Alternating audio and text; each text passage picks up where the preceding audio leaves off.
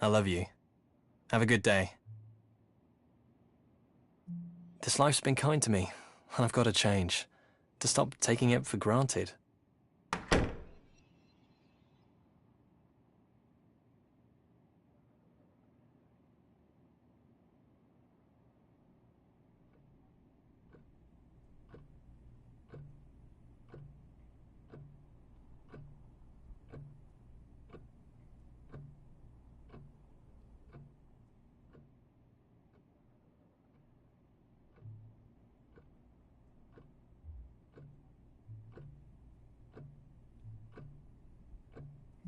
I've got to get out of the habit of ignoring the small miracles in life.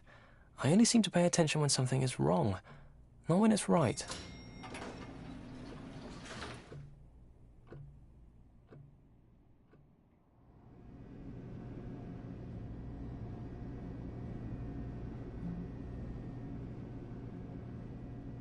Even an elevator is a minor miracle.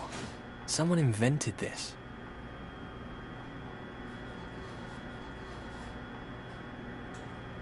I know consciously that there was a time when this technology didn't exist.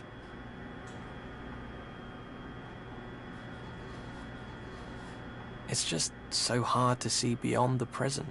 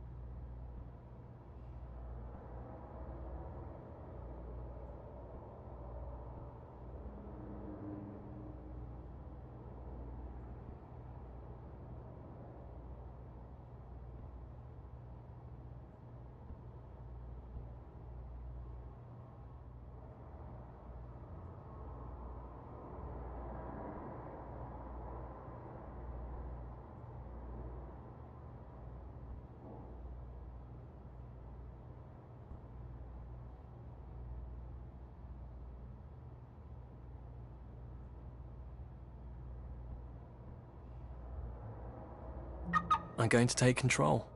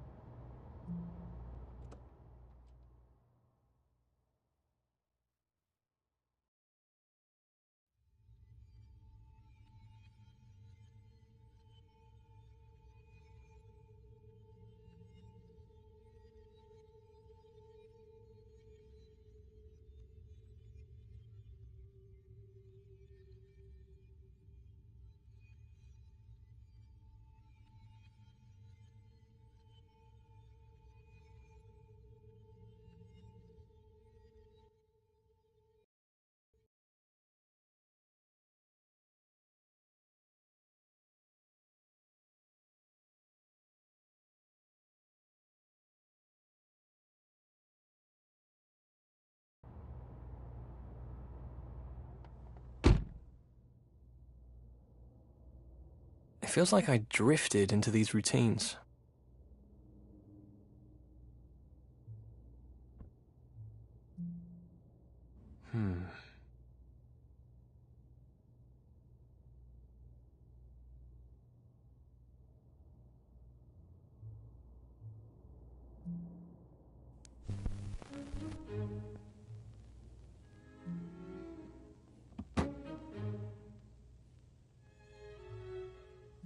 Some of the patterns are worth keeping.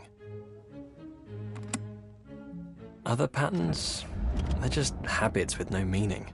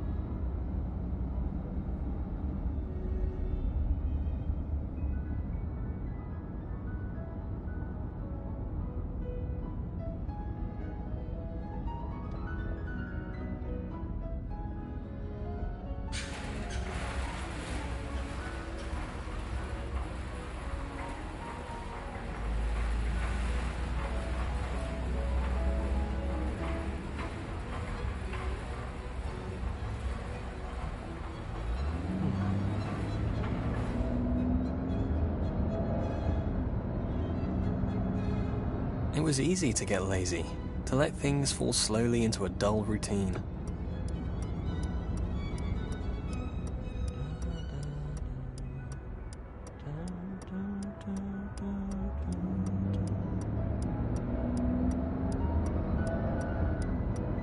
Things are okay, but they're not going anywhere.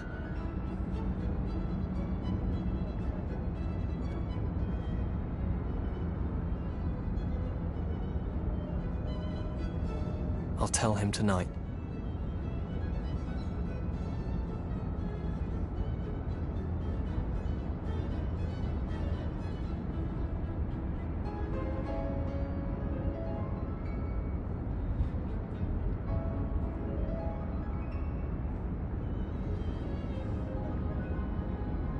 I always smile when I see that place. Maybe we'll go there tonight.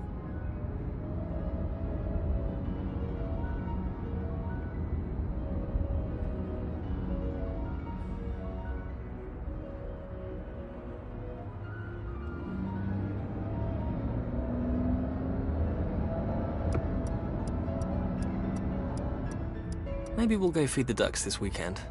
I love the way they walk.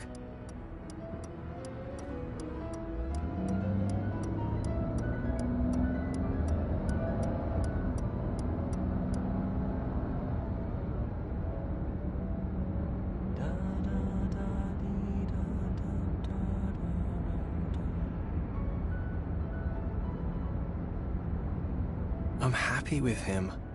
I have to be sure he knows that.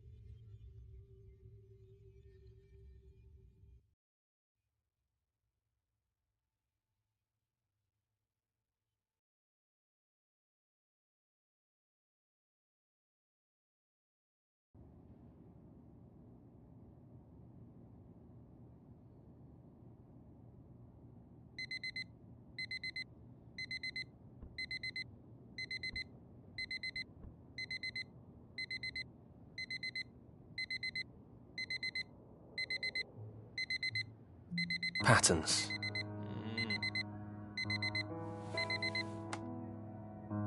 The same start again.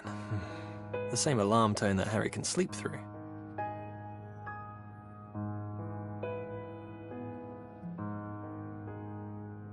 This isn't what I imagined or wanted. Drifting through one day after another. Together, but not aware. Something like that.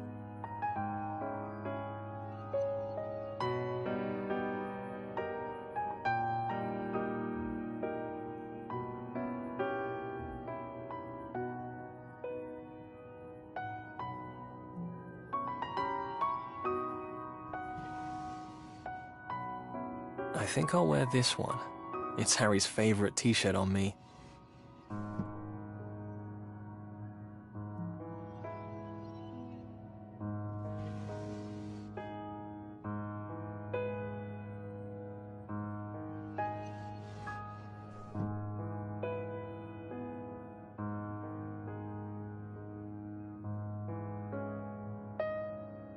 Great stories trapped in a moment.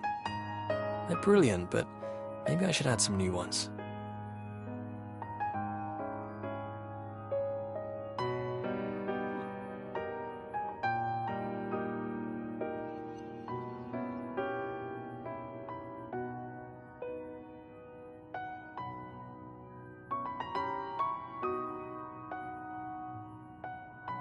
I feel like I've barely glanced at this picture for years.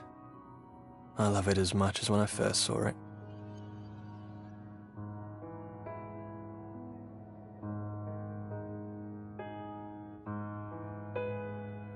It's good to have reference points in your life, some patterns.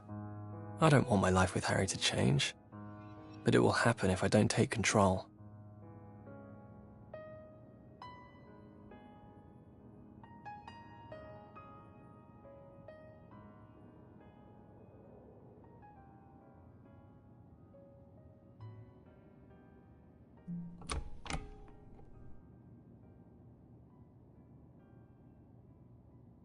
Even here I get into patterns.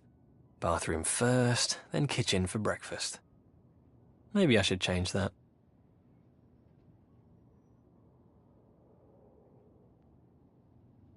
Yeah, let's not get carried away with changing everything. Only change if it makes sense. It's time to get with the program. I believe in this relationship. Time to show it.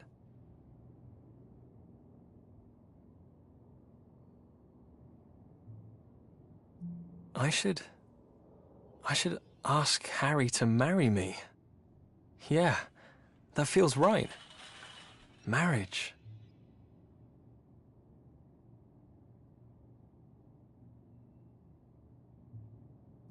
Back when I was at uni and dating Sarah, it didn't feel this way.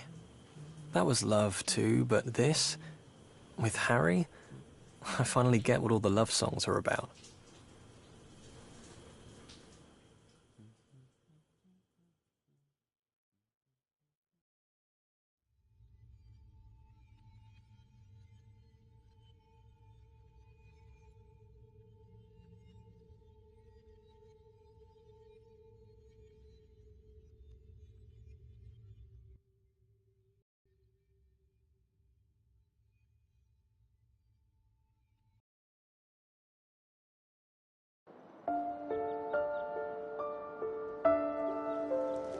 I was so frightened on my first day at university. My parents drove me to the student village in the car stuffed with everything I owned in the world. I've no idea how well I did at pretending to look confident. If anyone else noticed, they didn't say. They were probably doing it too.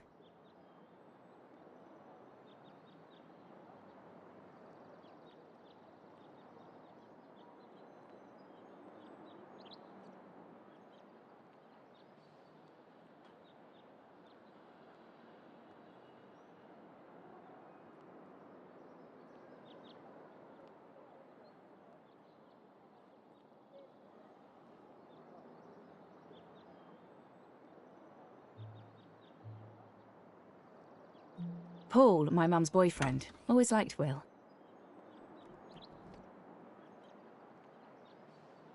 It seemed like I had an enormous amount of stuff.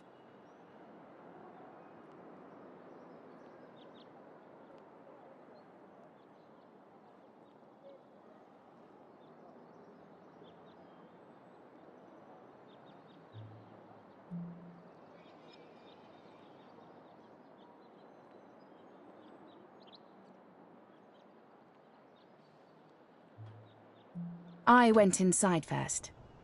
I had a room to myself in a shared house, and we already had the keys. I don't remember where we got them from. Mum or Paul must have picked them up from the admin person, I guess.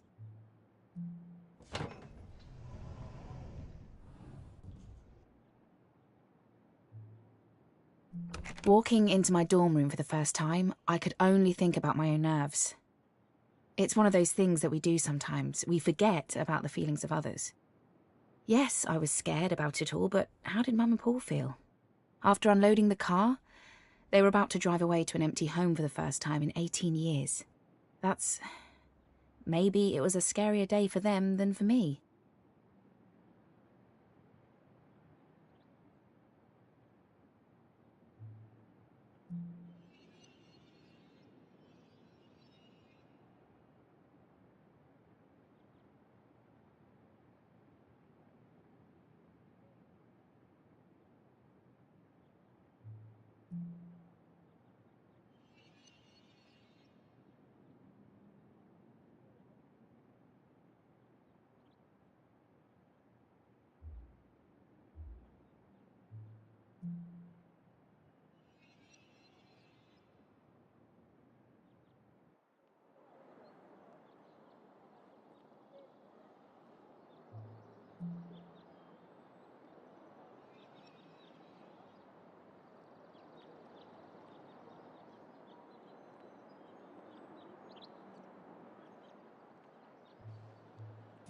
I wasn't paying much attention to unloading. My room had a really thin nylon carpet and the cheapest mattress the university could find, I think, and I didn't care at all. It was my own space.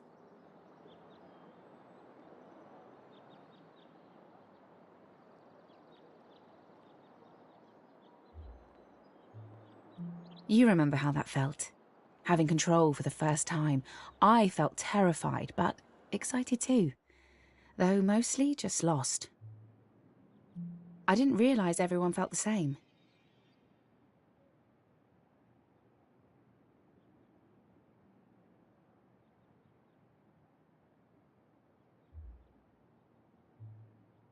Of course I was thinking a bit about dating. Everyone there was, I think.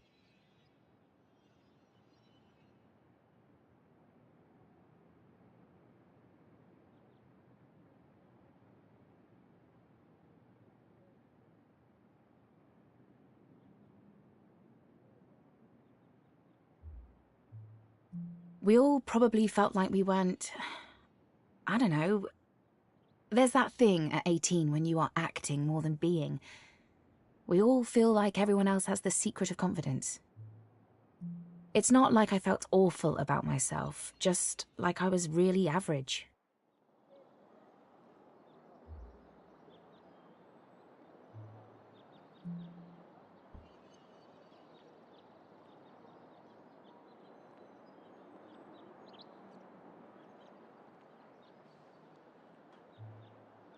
When I saw him that first time, he looked so cute.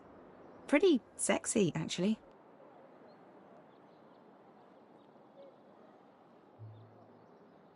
Wait, no, cute is the right word. I wasn't really thinking about sexy back then. I felt so adult, but I had so much growing up to do.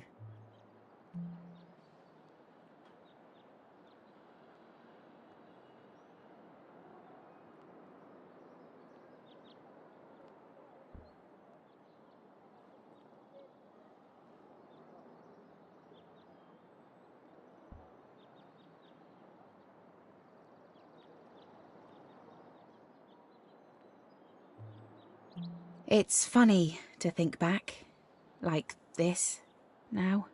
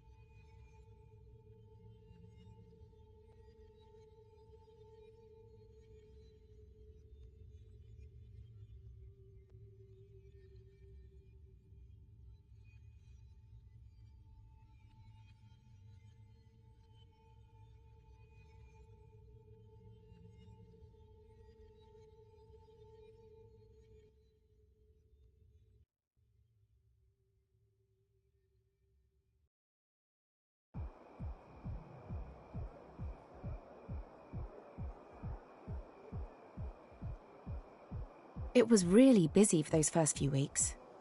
Will must have been around at lectures, but I was caught up in meeting housemates and learning the basics of living away from home. The next time I remember seeing him was through the window of the Union Bar.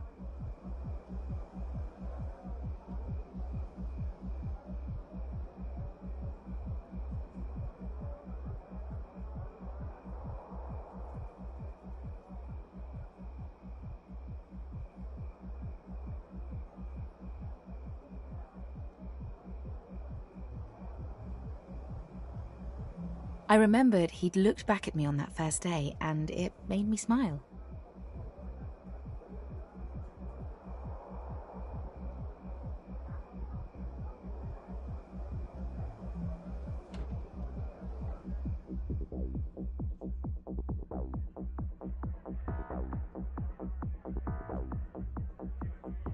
Britpop was still doing pretty well.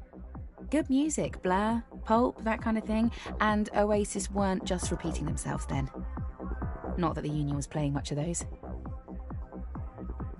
Fridays at the Union were always the same. Crowds of people, the windows steaming up completely, and sticky floors. I kind of miss it.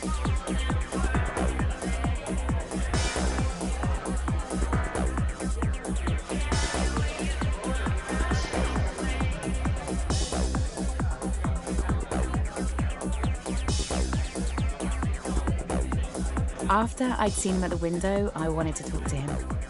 Maybe more. I pretty much went on the hunt.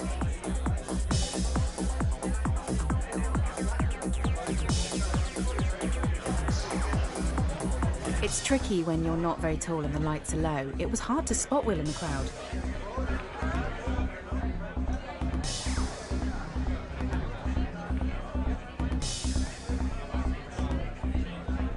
It had only been a few weeks, but I felt like a new woman already. Or I was on my way, at least.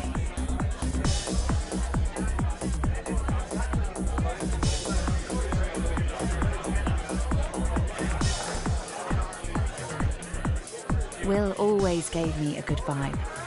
I know that sounds weird, but there it is. He just felt like a good person. He was too.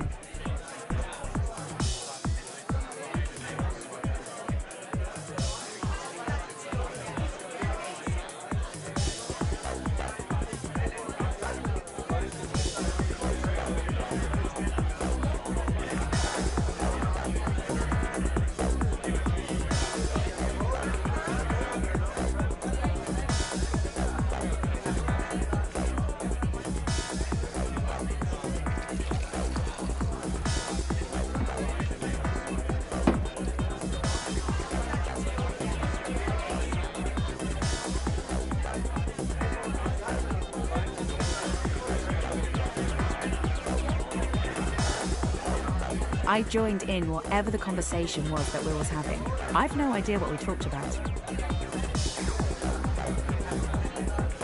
I don't think there was any doubt about my intentions. It was hard to talk over the music. We had a couple of drinks, and then I remember pulling him outside.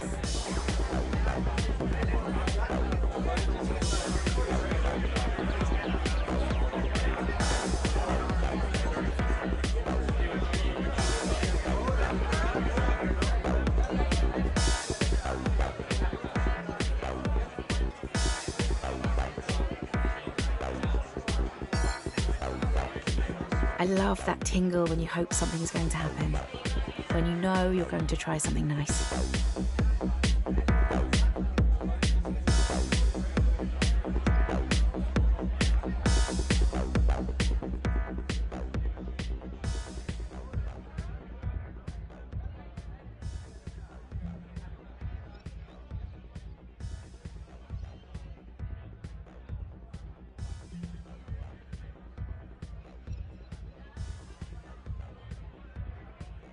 The cold night air hit me, and I felt a little dizzy.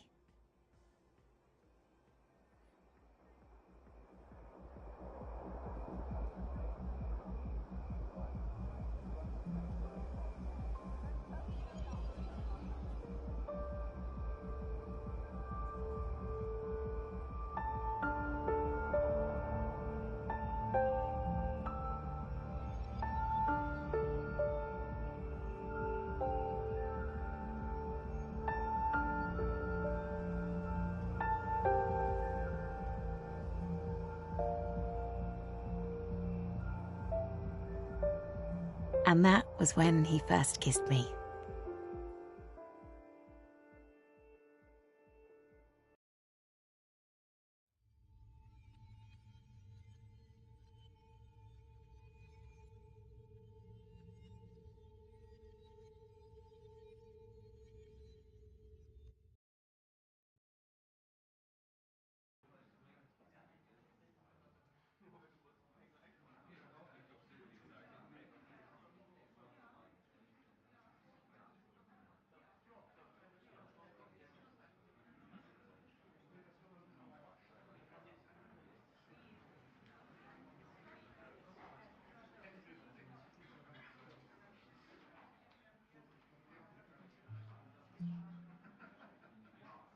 Our first proper date was to the cinema.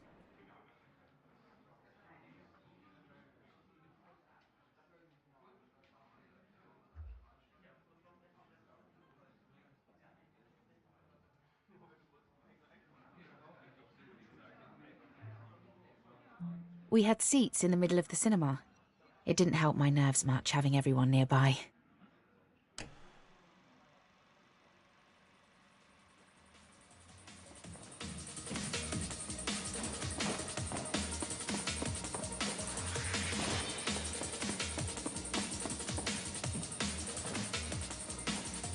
We sat there fidgeting, wanting to touch but scared to.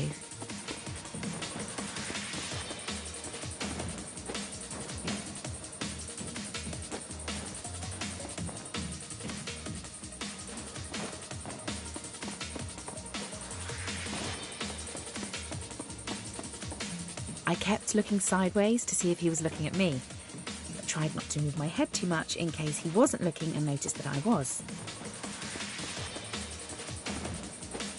I shifted in my seat a bit, letting my leg touch his.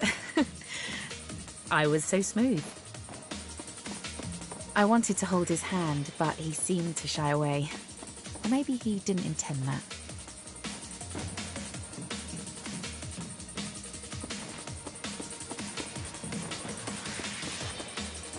The film had that guy in it who always acts crazy but then does lots of action kick-ass stuff. We weren't really paying attention, I think.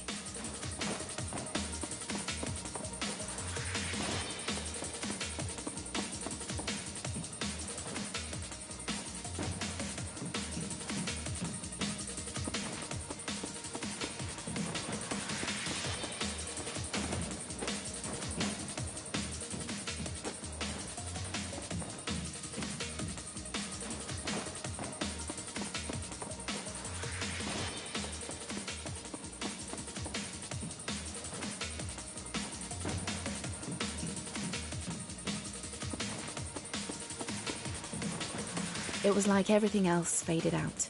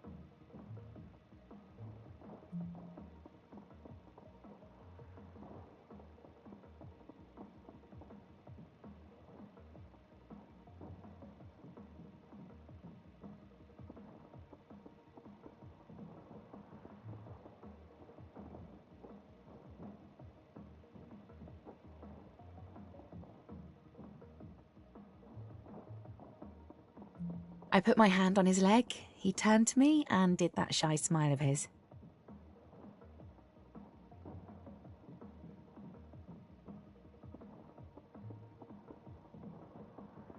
He put his hand on the side of my face, just gently on the skin, turning me to face him.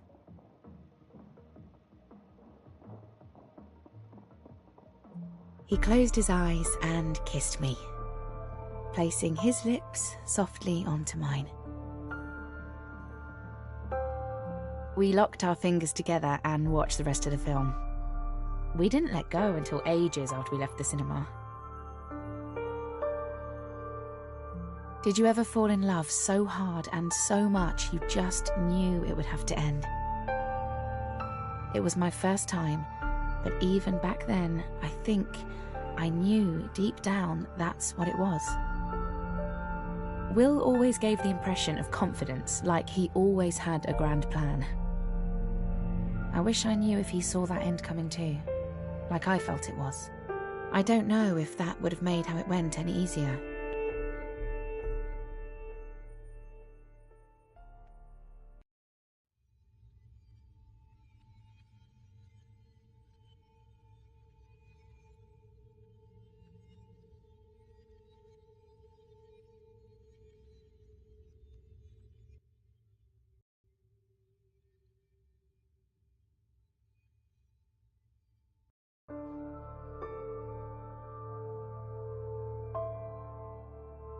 I spent the next day finally doing the unpacking that I'd been putting off. I'd done my clothes and the essentials, but there were other bits to be done.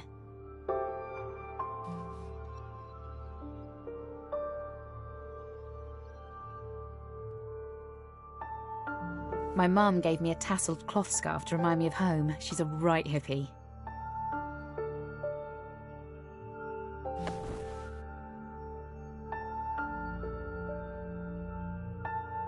I think I brought my old books as a comfort thing. I didn't really expect to read them at uni. They were just nice to have around. When I was born, someone from my mum's work gave me a toy bunny. I know it's silly, but it makes me happy. It wasn't always easy with my biological dad leaving, but Mum and I, and my brother Andy, we had fun. My bunny makes me remember that.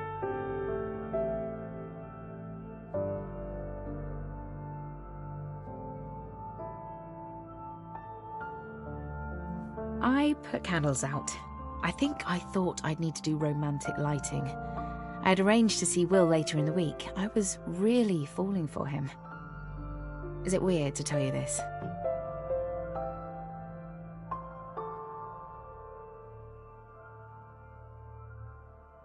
I kept on changing my mind. It shouldn't have mattered so much, but I wanted the place to look nice.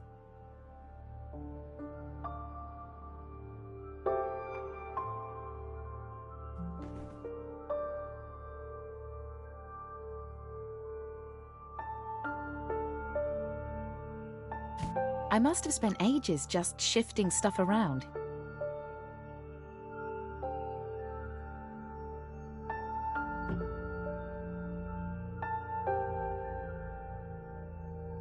The little choices are important. I guess it didn't make any difference really, but I was happy when I was sure I'd got it right. I wanted to feel comfortable when Will came over.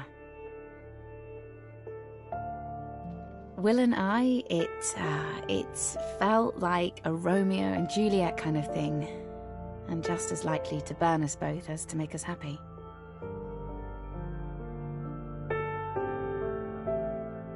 But what a lovely way to burn.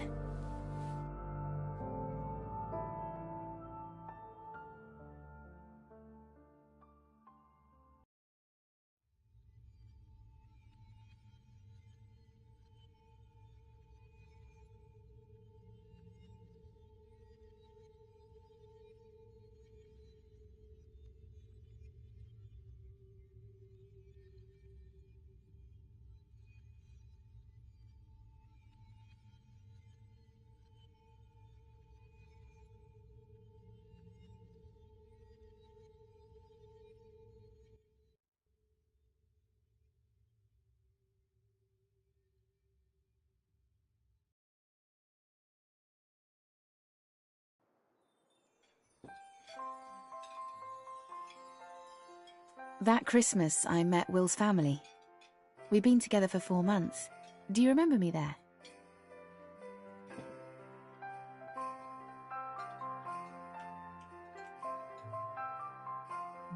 I was so worried I was going to say something and embarrass myself. I was much more shy back then, and I was really in love with Will, and I wanted to make sure I didn't mess anything up.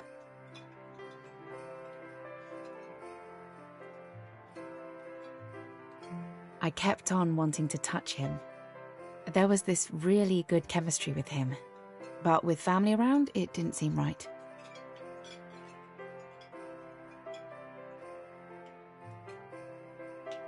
I remember he lightly touched the back of my neck as he poured me some wine, and it sent tingles into my stomach.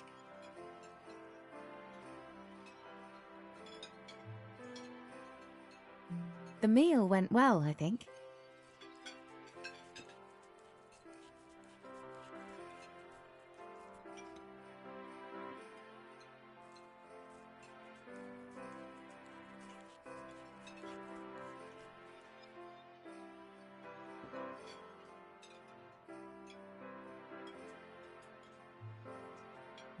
I think I looked a bit too grungy for the occasion. I felt really self-conscious.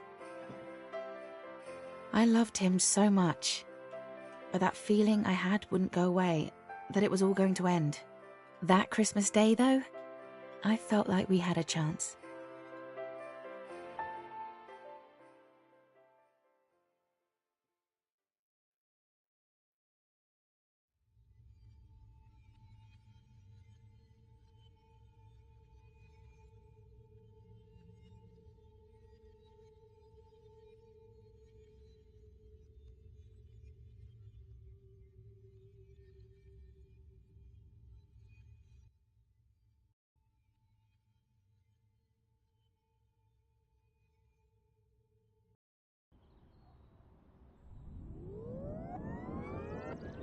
Things were going well, but over the months, I felt the relationship changing.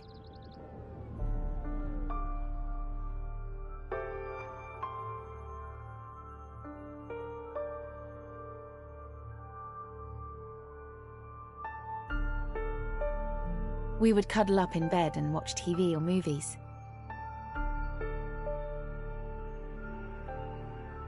There was a transgender character on Coronation Street. We talked about that for a long time. Being straight, I'd never thought much about my sexuality. I never felt that I needed to. I was me. Will was just himself too, and I just kind of accepted that. It's funny to tell you this now, but I was never jealous of Harry. You'd think I would be, but I loved Will so much. I just wanted him to be happy.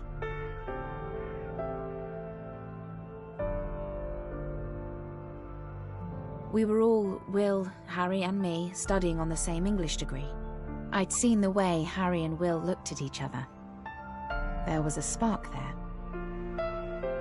I know some people would feel jealous, but I don't know.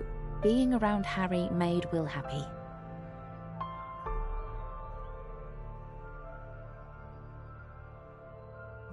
I'll never forget that time, seeing their friendship grow.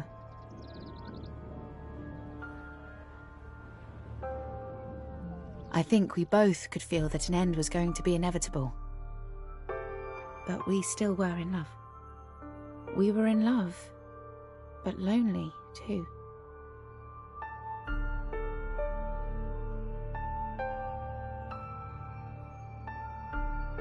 It felt like we were the only people in the world.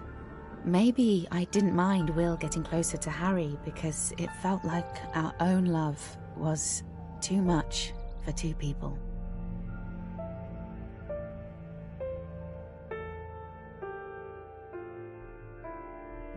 The longer we dated, the more we stayed in. We would go out to meet up with Harry and a couple of other friends, but it was mostly just Will and me.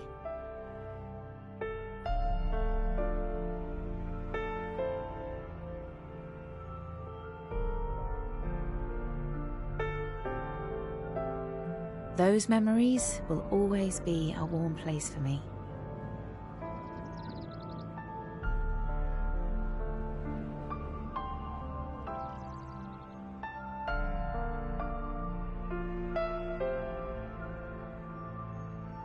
We often put on music to fall asleep to. Will had a CD recording of a thunderstorm. The sound of the rain was relaxing, but there were a couple of bits of thunder that would make me jump.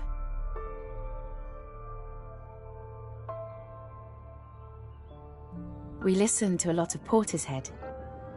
Even now when I listen to them, I remember being back in that room, in his arms. It might seem odd to you, but it was my suggestion. I told Will to ask out Harry. I loved him. I knew it would make us all happy for Will to have Harry in his life. It was something he needed to do. I feel lucky. How many times in your life will you be sure you've helped a person find their true love? Though it was rough. For a long time, I wished that true love had been me.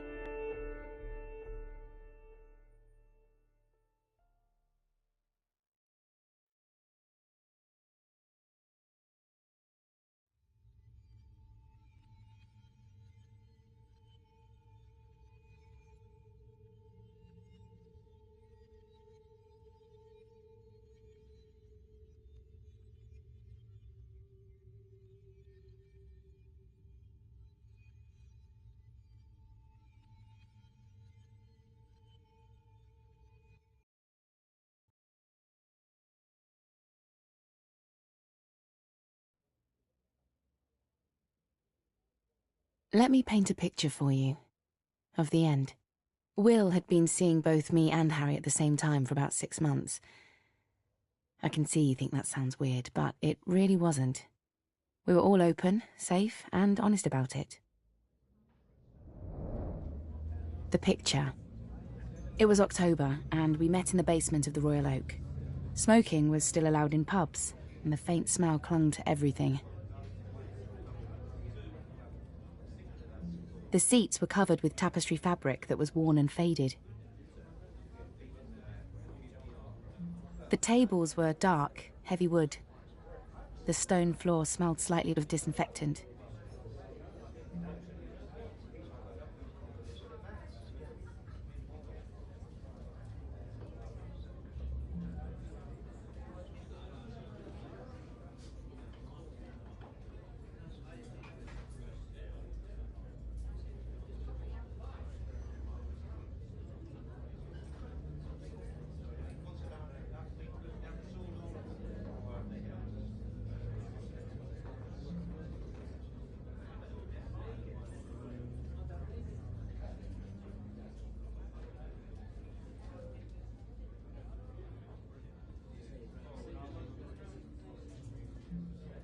I knew what I was going to say to Will.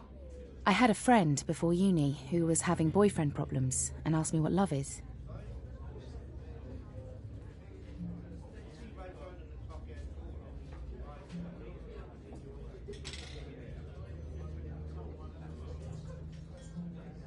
I told her that love was being able to tell a person that you never wanted to see them again.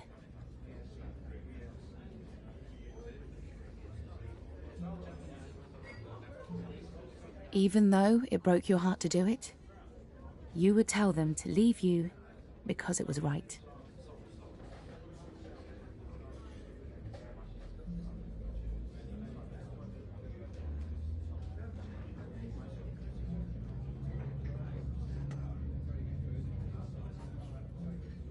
I was quite happy with that answer.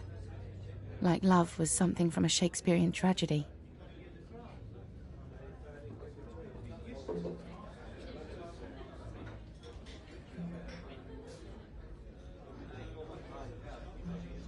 I don't know why they asked me. I'd never been in love when I said that.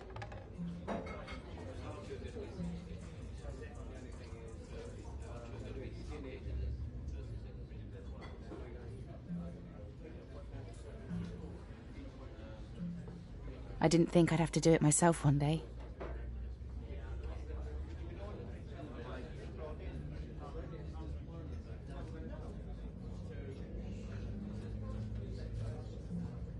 I didn't expect to be right.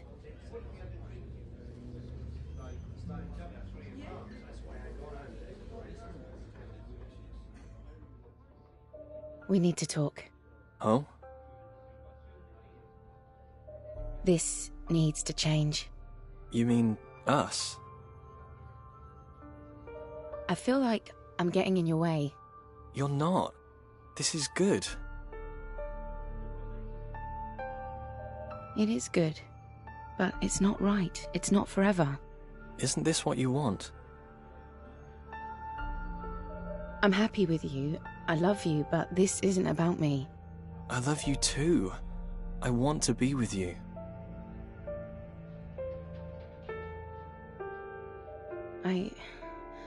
I know, but I don't think you should be. Is this it? Can I do anything differently? No, you've not done anything wrong. I don't want this. Me either. But it's right. I love you. I love you too.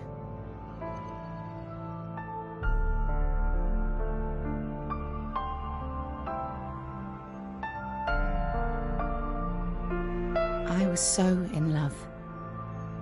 I can't tell you how much it hurt to let him go.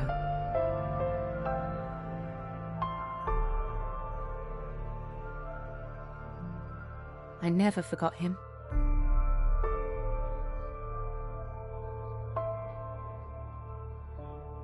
Love doesn't just stop. I still carry those memories of our time together with me, like a polished stone in my pocket. It feels so real, like I can really hold it in my hands. I cherish the memory of that time we had. I've never loved anyone like that again.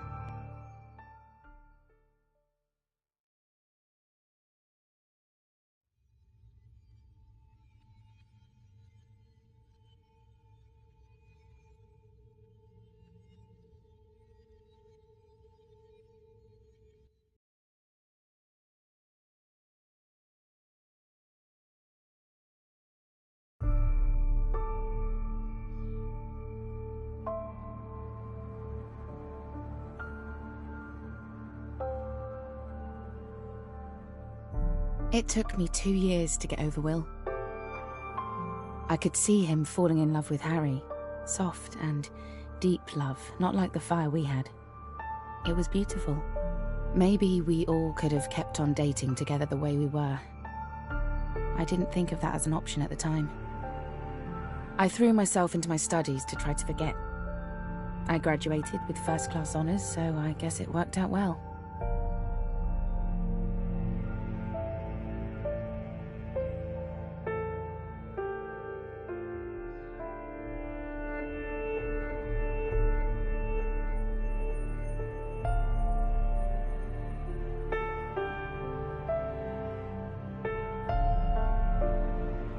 I still have that love with me, and the loneliness passed eventually. I started to date, and in the end, I fell in love again. I don't feel the same love, though. Two loves are never the same. This new one is wonderful too, and different. That's a good thing.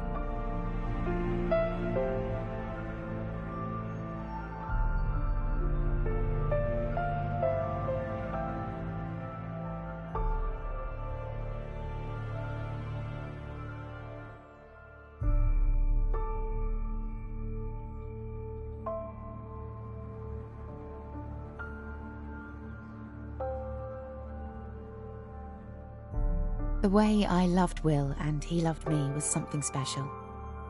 Not forever, but perfect anyway.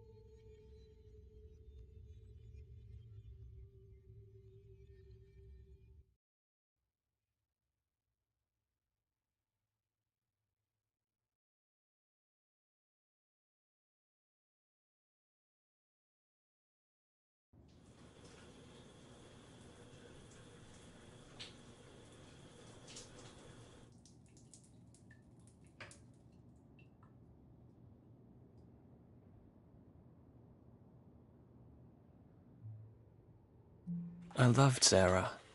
I still do, but not the same as I did then. We go for drinks a few times a year. She's wonderful. It's easy to see why we dated.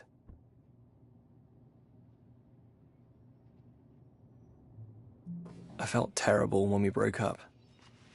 But I got it too. I felt loved up, excited and giddy, and like an utter arsehole at the same time.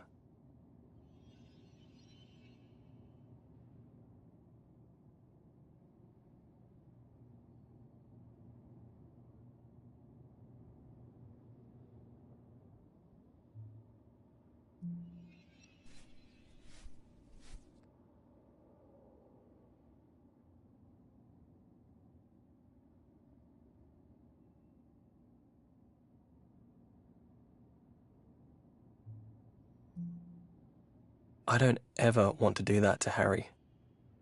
Put him through that kind of pain. We can't control how we feel. I'm sure I'll piss him off eventually, wanting too much or too little or something. I don't know.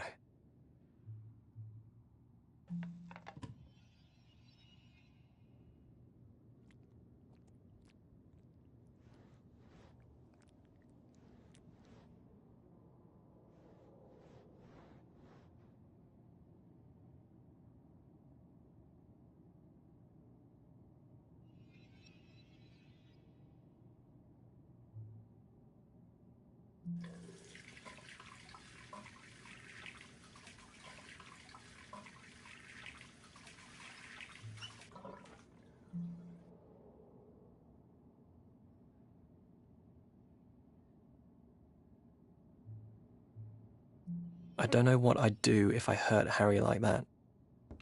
He deserves someone amazing, and I still look at other people.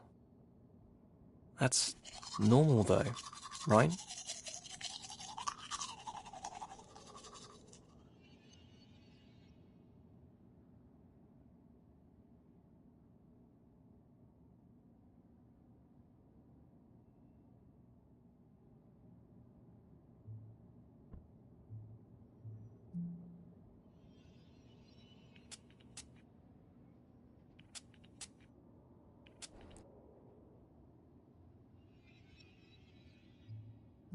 Why am I doing this to us?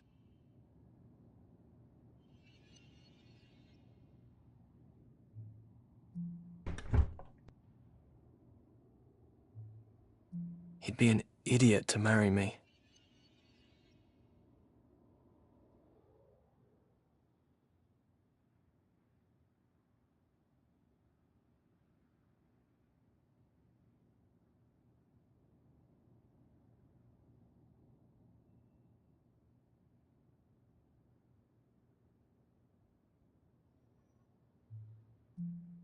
Tea.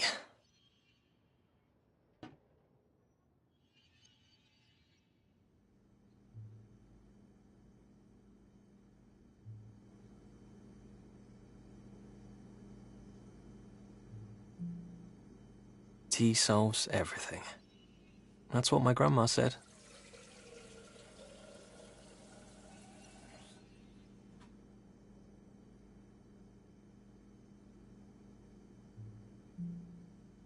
Sarah's got a good life now. Her new guy is nice.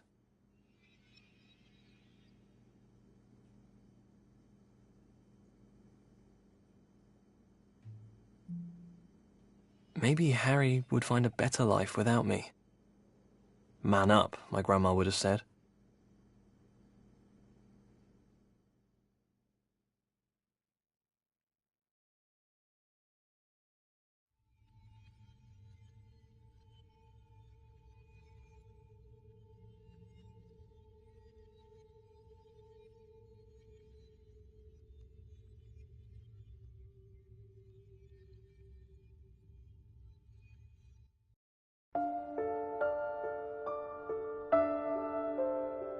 Naturally, as Will's grandmother, I visited Will in hospital on the first day that he was born. James, Will's father, handed him to me, wrapped in a little blue blanket. I'll never forget that moment. He was such a handsome baby. James ran 3 London pubs in the 1980s, of that punk sort. He looked awful with that leather jacket and those sort of things. That's not the sort of thing for children. So I would babysit as often as possible to make sure he had someone normal in his life. James had horror books in the house, and I'm so glad they were kept on a high shelf away from Will. Terrible things. I just don't understand what pleasure there is in that kind of story. Will's birth wasn't very easy, but he got here.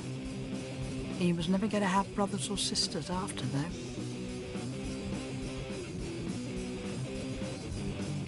That plant was about all Will saw of the outside when he was young. He preferred to make up stories rather than play outdoors. Sharon was an art teacher. She always had her nose in a magazine full of pictures. It's not the way to inspire a young man to a career, if you ask me.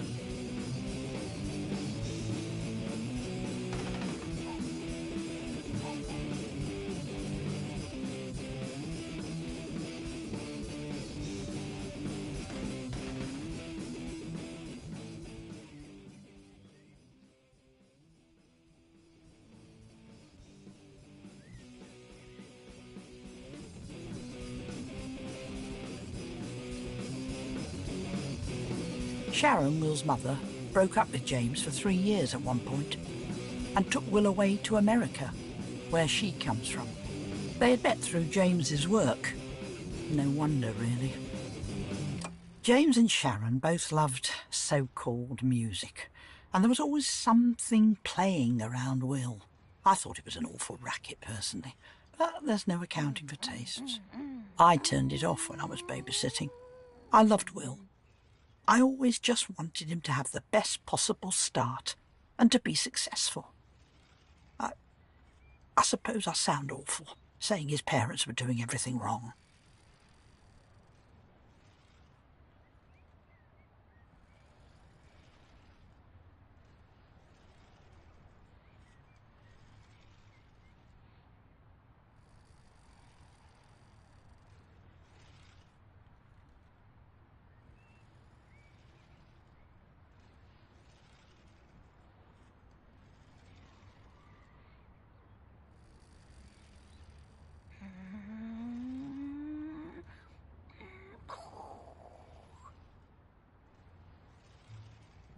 I remember that evening. Will had been quieter than usual.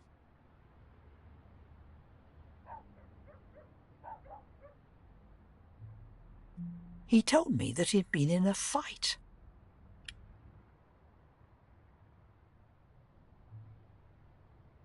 It started because a boy had been picking on a girl, calling her names because of her dark skin.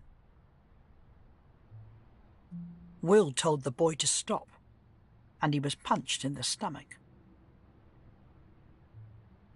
I asked him if he had cried, and he said yes. I told him that big boys don't cry. I remember him asking me then, what do big boys do when they're sad? When he was grown up, I told him he would be a good man. He would be able to stand up to others. He had done the right thing, I told him, even though it hurt him that time.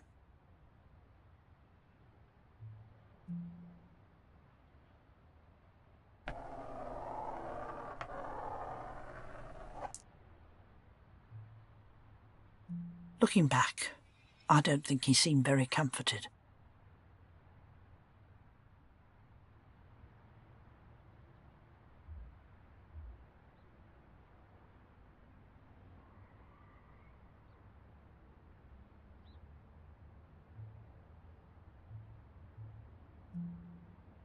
When he was going to bed, Will tripped on a toy.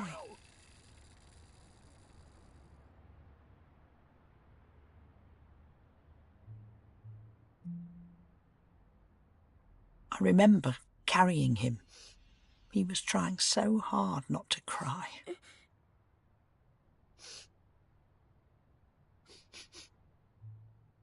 He was so small in my arms. I've never forgotten that feeling.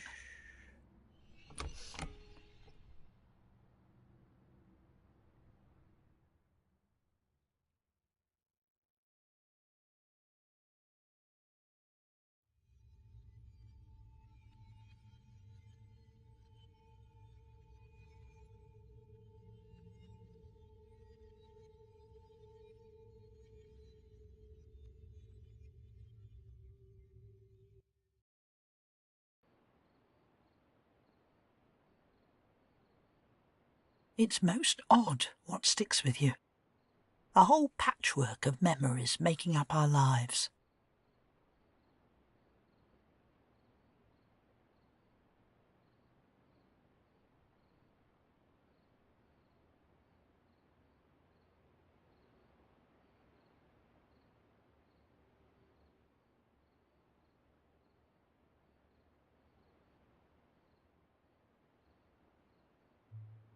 I took him to bed to read him a story.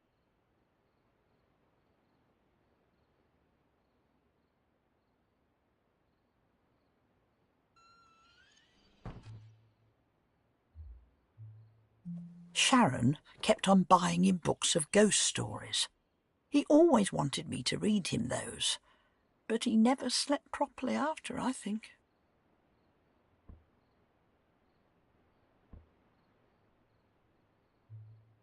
I always had to check the room for ghosts before he would settle down.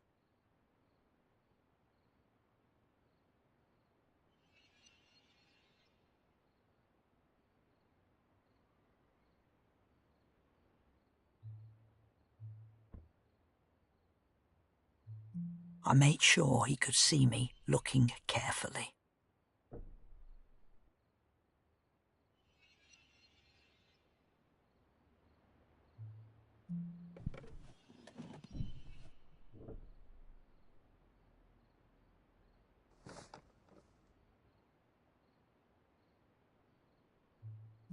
I remember that night clearly. I remember promising him that I would always protect him, no matter whatever happened. Of course, he was thinking of ghosts still, but maybe I knew then that his life wasn't going to be so easy.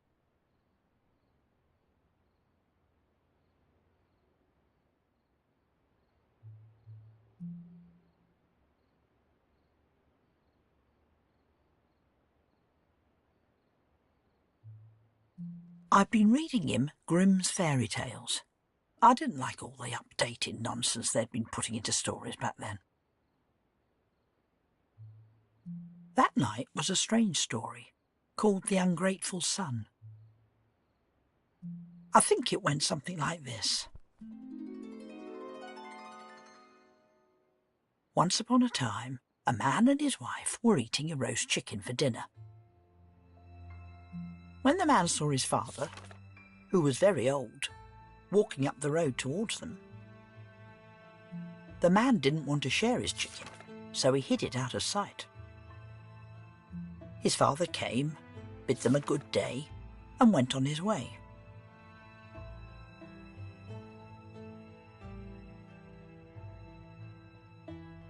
The man was happy with himself, told his wife to get the chicken and put it on the table again. But the chicken had transformed into a giant toad, which leapt onto the face of the man. The toad wouldn't leave his face and hissed at the wife when she came near, so she didn't dare approach to help. The man had to feed the toad every day from then on, or it would bite his face, and he never rested for the remainder of his life. Like I say, it was a very strange story.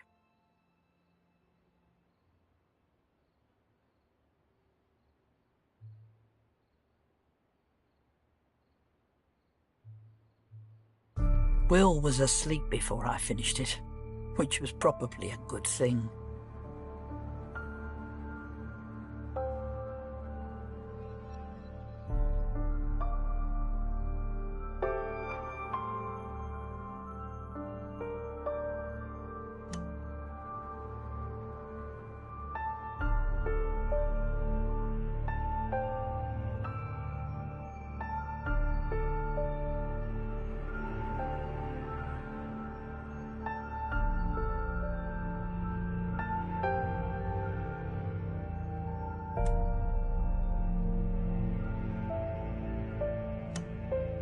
left me in an odd mood. I wondered how long I would be able to keep him safe.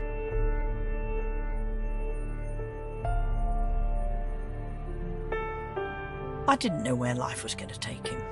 I was his grandmother, and I hoped I would help him be a good man.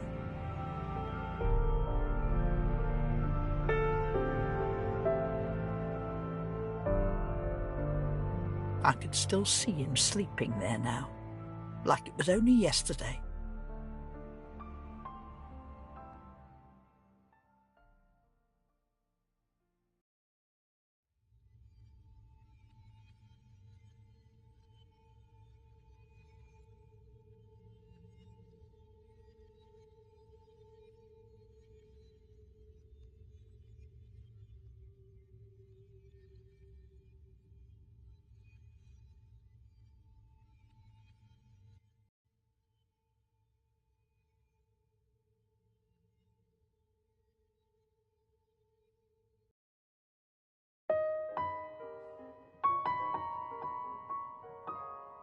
I never thought it would be easy, but I had raised James, so I thought I would be ready for anything from my grandson Will. The world changes so quickly.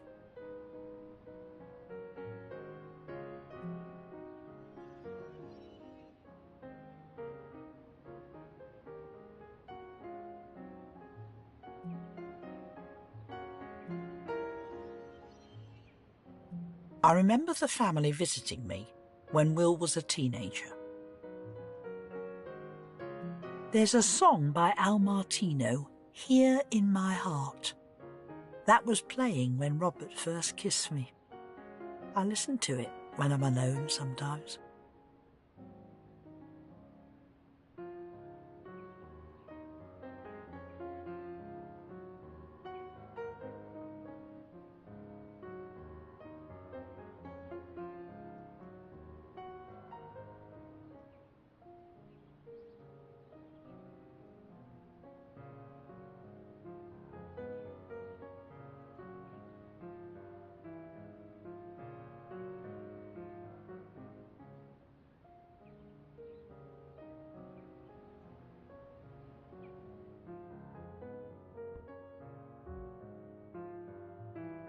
After James had grown up, I went to New Zealand to visit distant family over there. It was a very long trip in those days, but it's important to keep in touch. We're all so spread apart in our lives now, don't you think? I started a small collection of glass animals many years ago. I would buy a new one whenever I went to Brighton. It's good to get out of the house, enjoy the fresh sea air.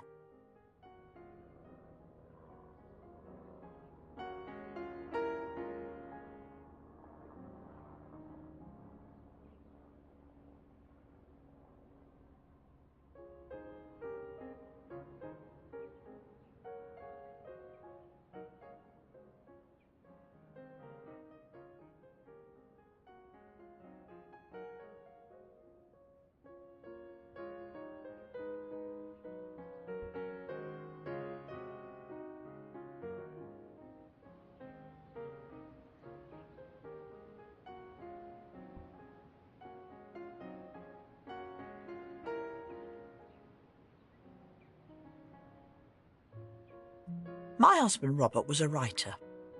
Sadly, he died before Will really knew him. He could have gone far if he'd applied himself a bit more.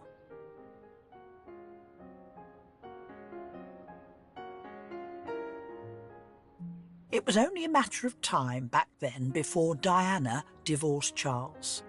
She'd done that interview, and we all knew it was coming.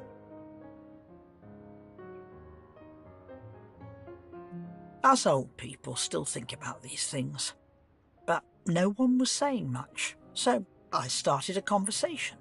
I see that Diana is in the news again. It seems like she's never out of it these days.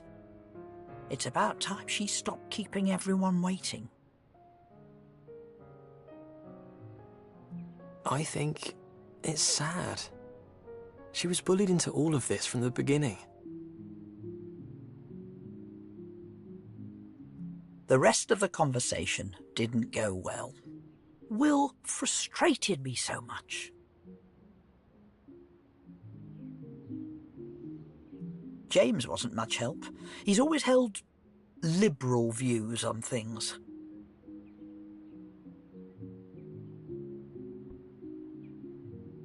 I told you before that Sharon is American. She didn't say anything, which was probably a blessing, really.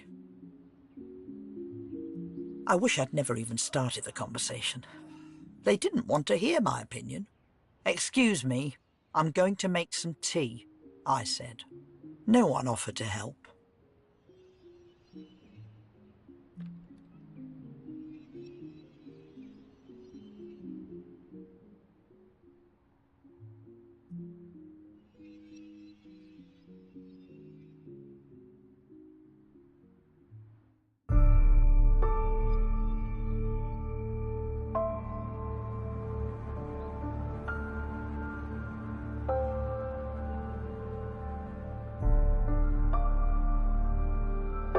Was it childish? I don't think any of us wanted tea, but I didn't want to talk to them anymore. I suppose all this seems like a strange thing to remember, but it was a sad day for me.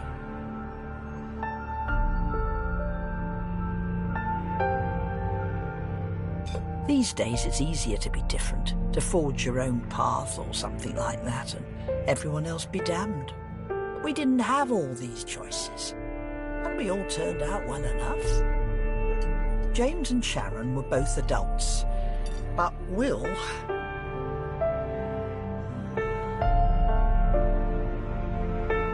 If you go against society, you always end up in trouble.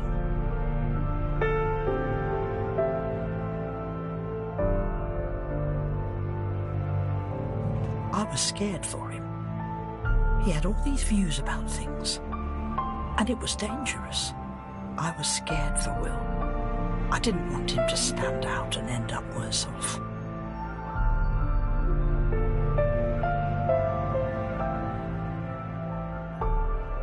I stood there, waiting for the tea to brew. And I found myself crying, standing in the kitchen like a silly old what's-it. He was going to go off with views like that and get in trouble, and I couldn't do a thing.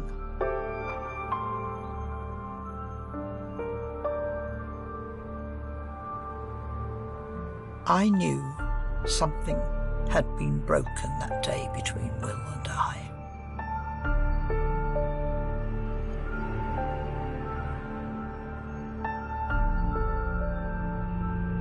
I took a deep breath and pulled myself together. It doesn't help anything to let others see you get upset.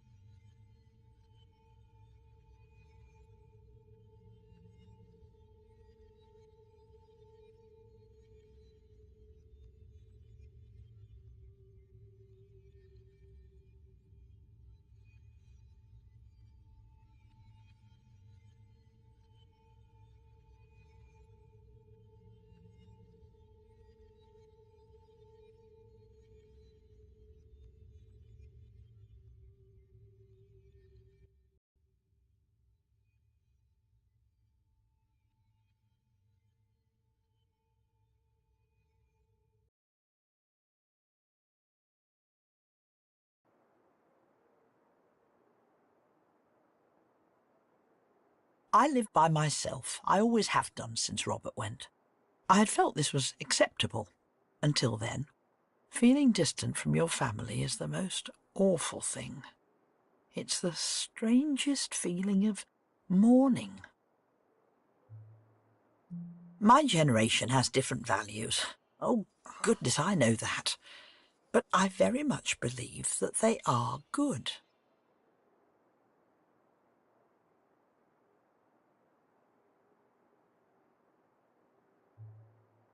I wasn't prepared to accept that Will wasn't going to talk to me anymore. His views, I felt he was putting his future at risk.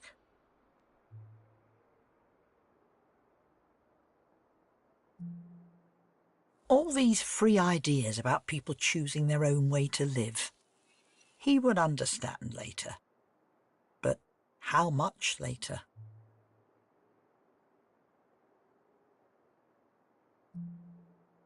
But before he changed, what damage would he do to his options?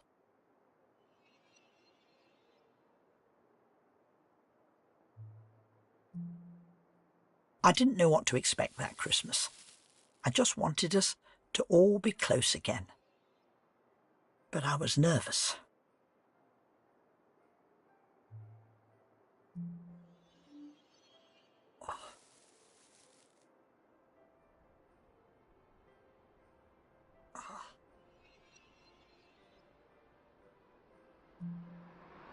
I remember a Christmas after Will had gone to university, but we were all coming back together for the holiday.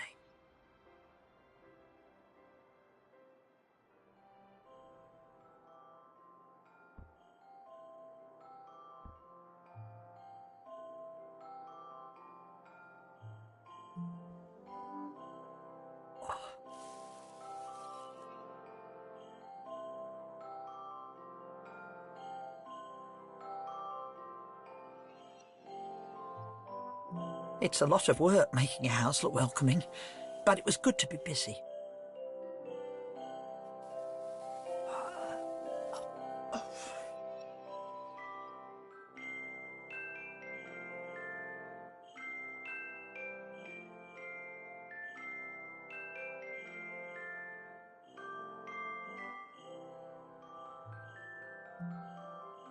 It's important to keep in touch with your friends. We didn't have the internet back then. I wish people still wrote letters.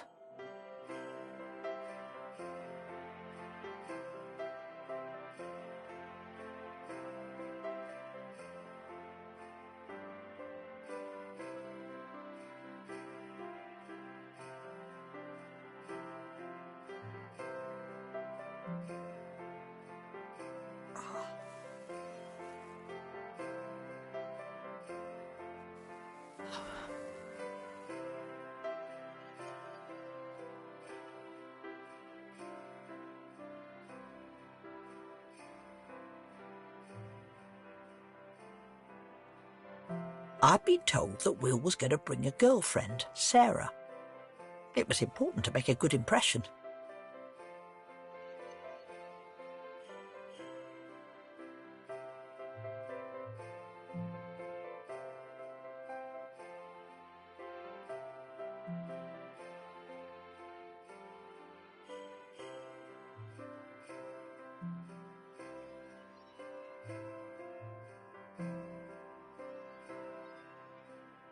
My family arrived just as the Christmas lunch was ready. It was perfect timing. I hadn't seen Will since he left. I wanted him to understand I wanted the best for him. I always wanted that, no matter if he disagreed with me. Sarah was lovely, of course. She was a bit shy back then, I think. We talked about her university courses. She really had no reason to be nervous. When Sharon took Will to America, he was only 10. Like most boys, he wasn't much of a letter writer. She took him away from us for 3 years, and I barely saw him. James is like his father, really. A wonderful boy.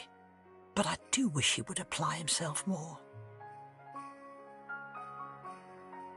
Will was growing up to be such a fine man.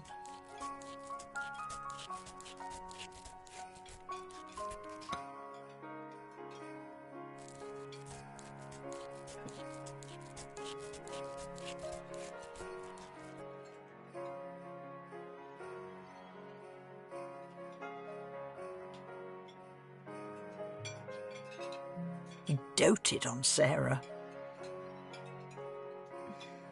Thanks.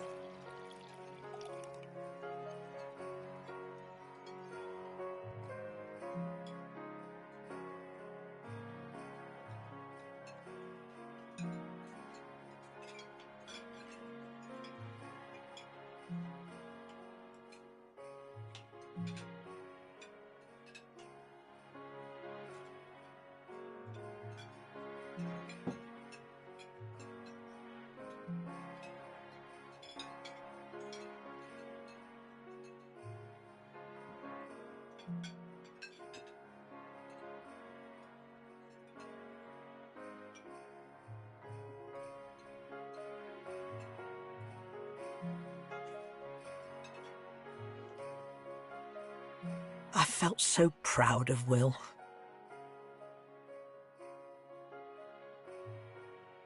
He was becoming the man I had hoped he would be. Sarah seemed like such a lovely match for him. He would have a happy, normal life.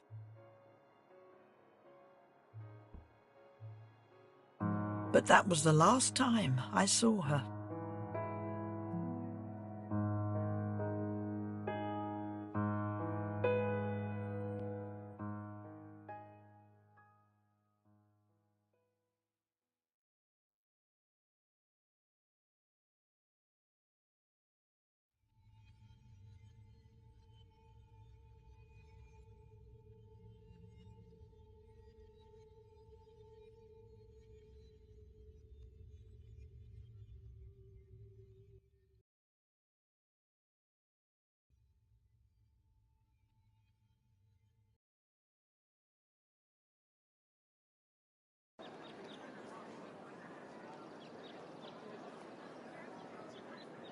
The next summer, I went to visit Will at university.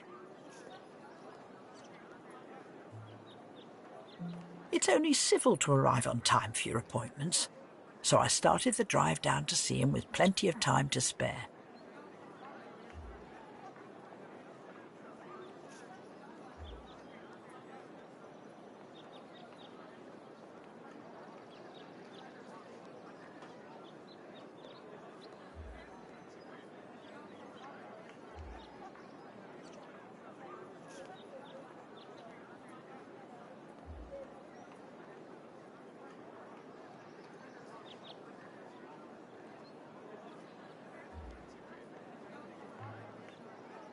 I arrived early and decided to have a look at the campus.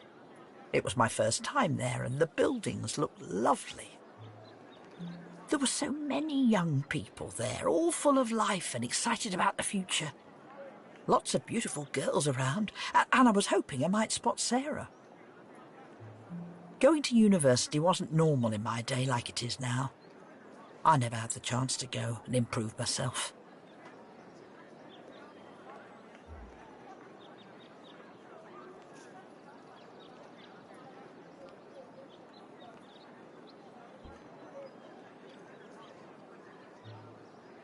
I noticed Will from a distance. I've always thought he stood out in a crowd. At first, I couldn't see what he was doing. Then I saw that he was holding hands with a man.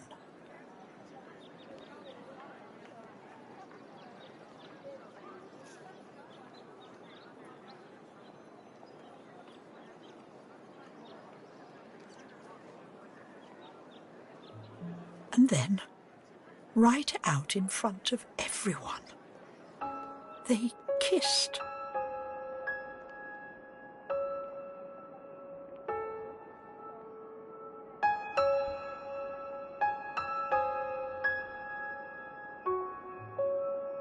He went and did that after everything I had tried to teach him. I knew that all those liberal views would get him in trouble.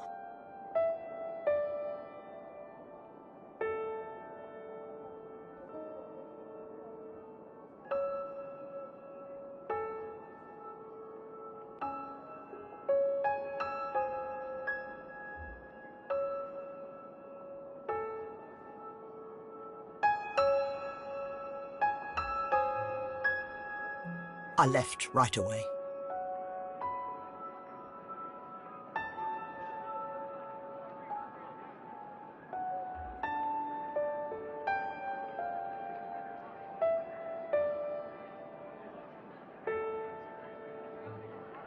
What was I supposed to say to him then?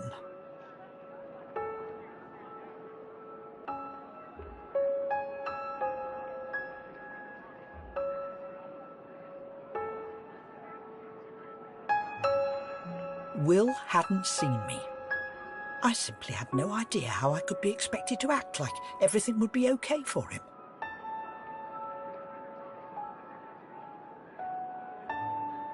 He was still so young. There are people out there who won't accept that sort of thing.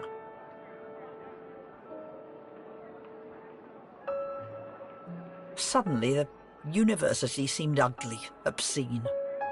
All that sense of entitlement, but no appreciation. My generation worked so hard trying to raise up our country, and this was what happened to the grandchildren. It was all a waste. I could barely stay civil with anyone there. He had made me furious. He was putting himself in danger after everything I had done for him. That sort of thing. It all just feels wrong to me. Sorry, but that's just the way I feel about this.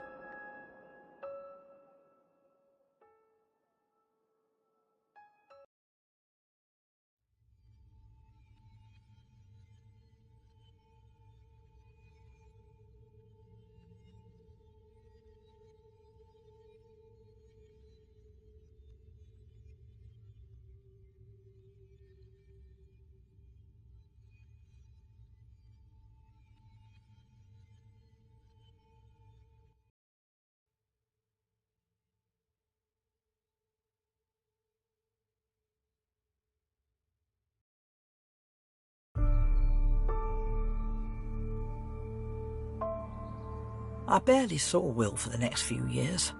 I couldn't bring myself to talk to him. It was silly of me, I suppose.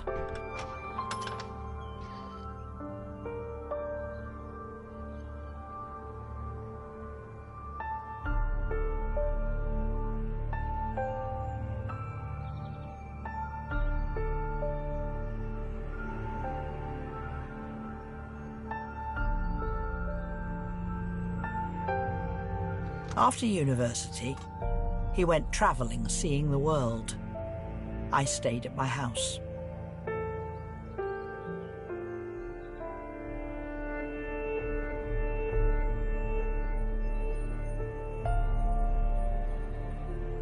It's hard not to live in the past sometimes, when you have so much time to yourself. I wish my husband Robert had had more of a chance to know Will.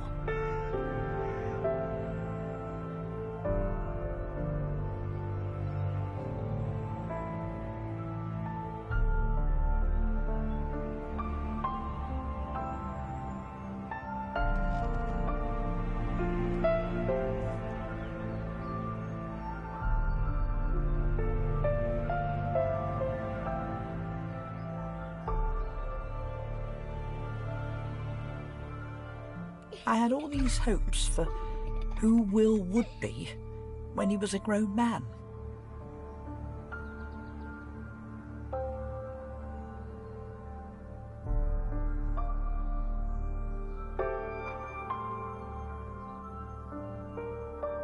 He probably never really understood how much I loved him when he was growing up.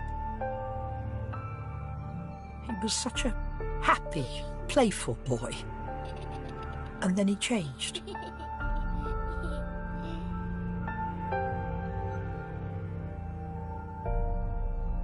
But life goes on.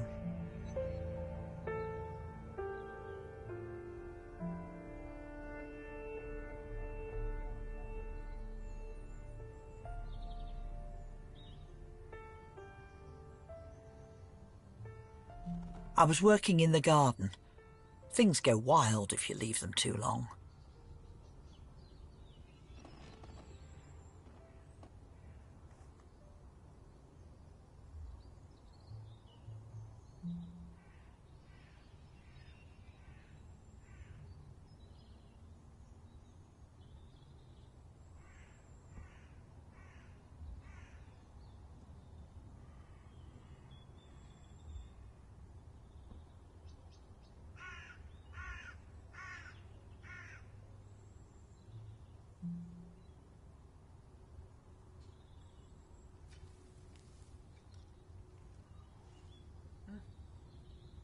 Will would occasionally send me a postcard from somewhere foreign on his travels.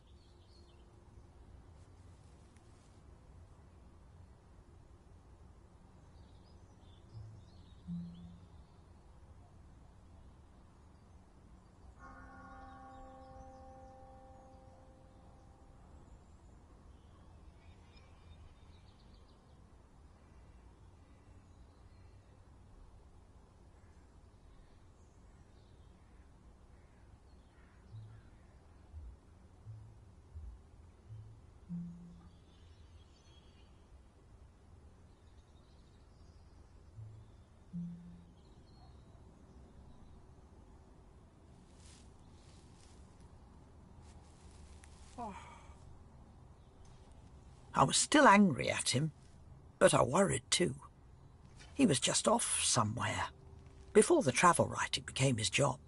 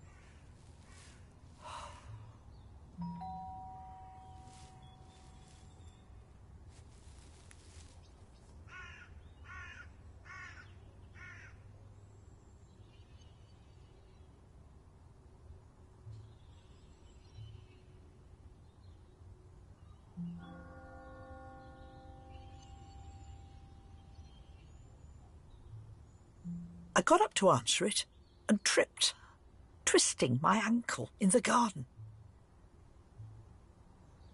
It hurt like the blazes.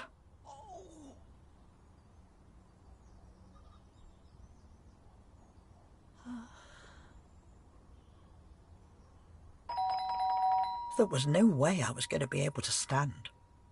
But the doorbell had gone again. I called out for help.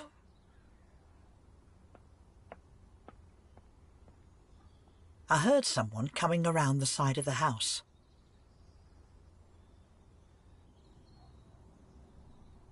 Will had come to visit after coming back from travelling.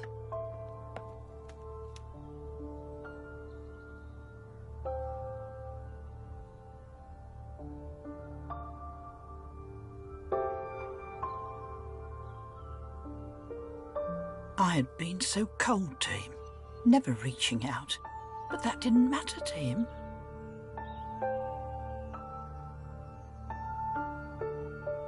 It'll be all right. He looked after me anyway. I saw the kind boy that I knew inside the man he had become. I don't claim that I'll ever fully be able to approve of some things. Let's get you inside. But inside, he really always had been the man that I wanted him to be. Kind and strong. I'd missed that, blinded by only one part of him. He was still everything I could have hoped for. He was even kind to a fool like me.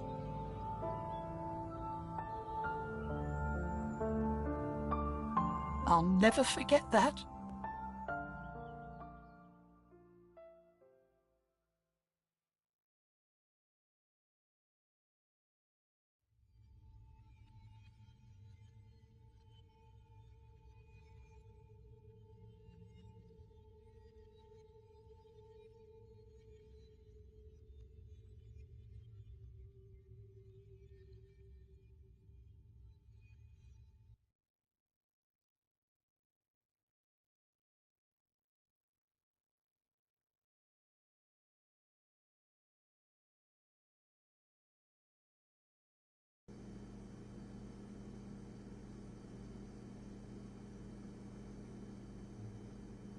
Grandma isn't going to change overnight, but she's starting to grow for the first time in a long time, I think. I guess she feels like she's losing something, but sometimes we need to let go to be able to move on.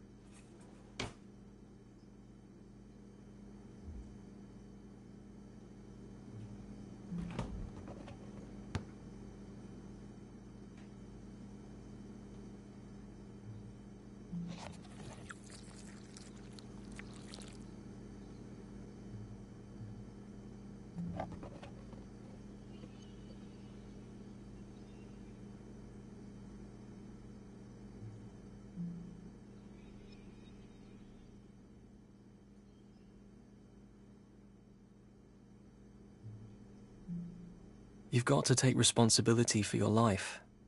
That's what Grandma taught me. I can't keep fighting for some life of adventure that I don't know even exists. This life, right here, is an adventure. Opening my heart feels dangerous and exciting. I want to always feel this way. And with Harry, I think I will.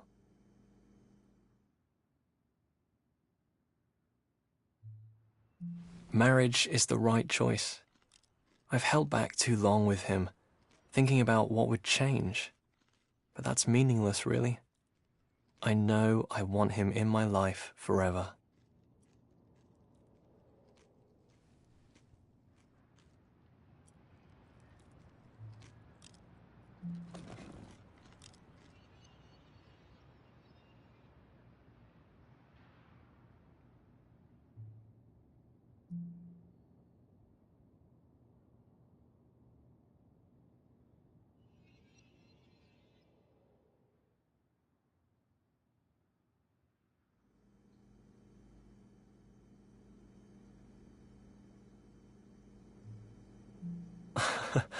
We could start a family. Actually, that's not a bad idea. One thing at a time, though, hey?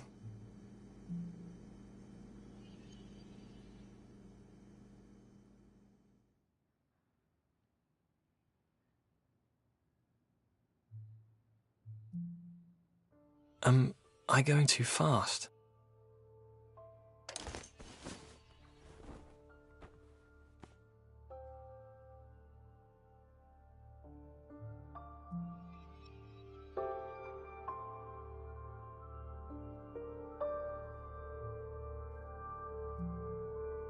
I think Harry wants a family. We'll talk about it. I think it would be good.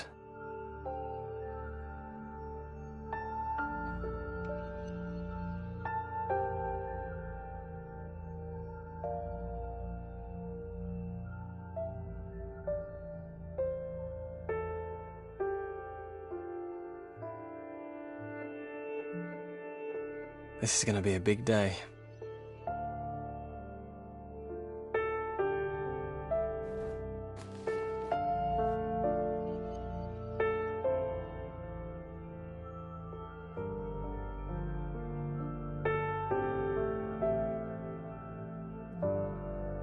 Car keys?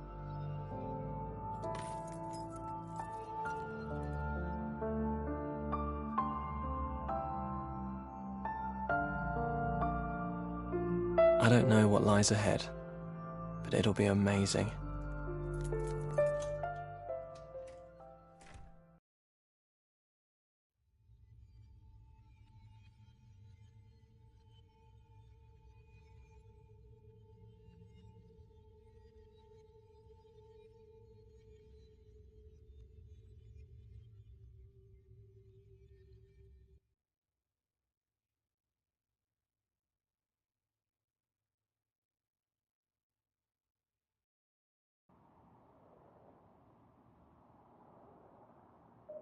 I love you. Have a good day. This life's been kind to me, and I've got to change. To stop taking it for granted.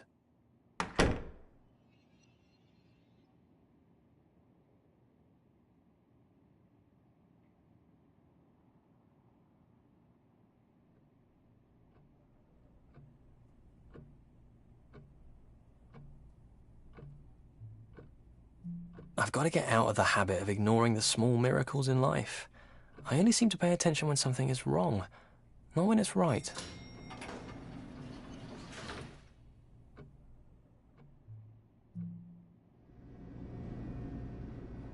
Even an elevator is a minor miracle. Someone invented this.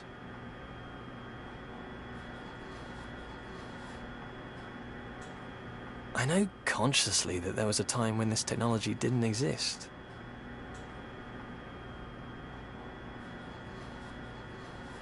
It's just so hard to see beyond the present.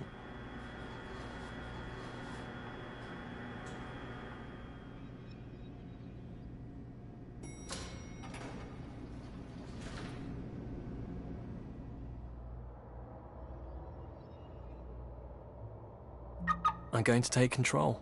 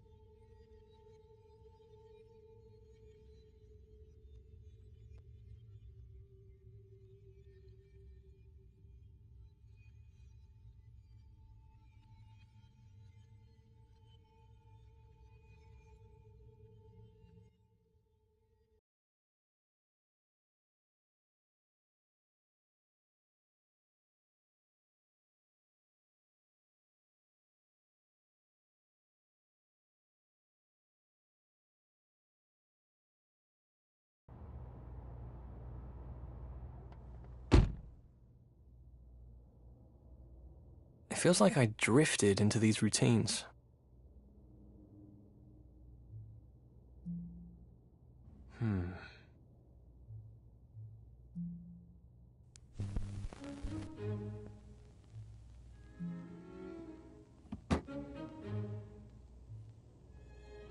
Some of the patterns are worth keeping.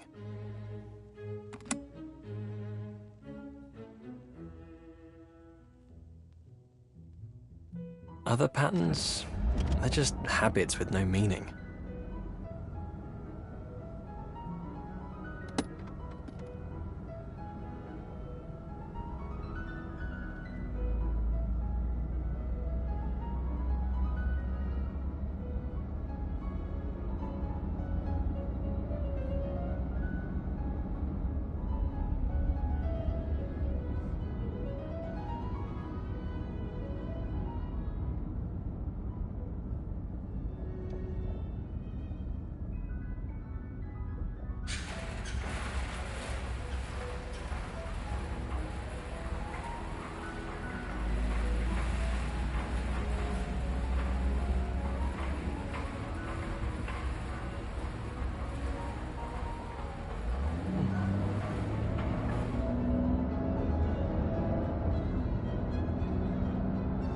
It was easy to get lazy, to let things fall slowly into a dull routine.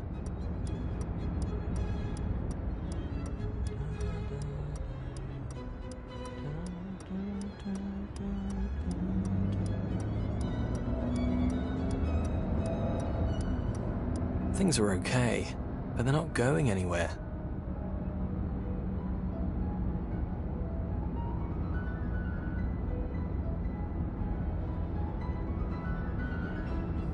I'll tell him tonight.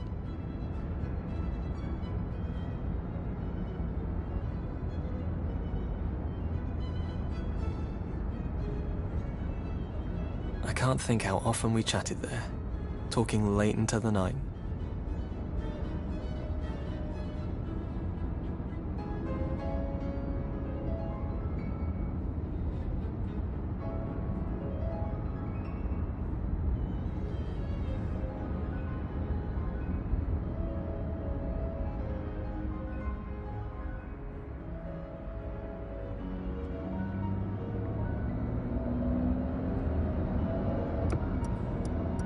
Maybe we'll go feed the ducks this weekend. I love the way they walk.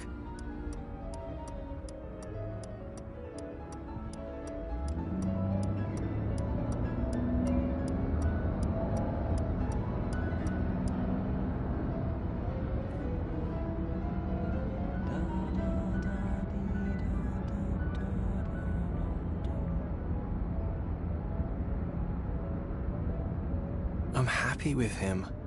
I have to be sure he knows that.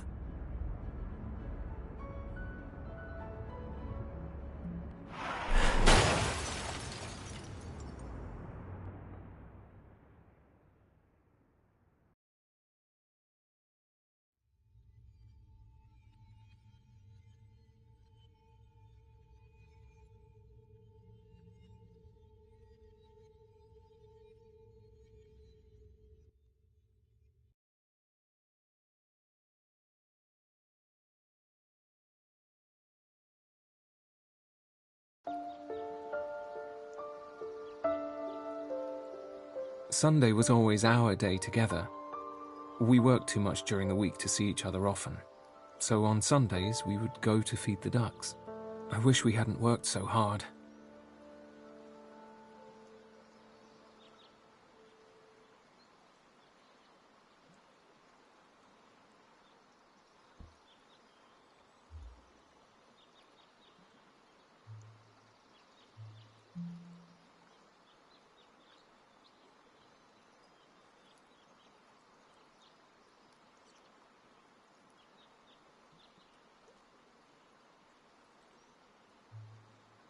That was in the end of the summer, but it was beautiful in the winter too.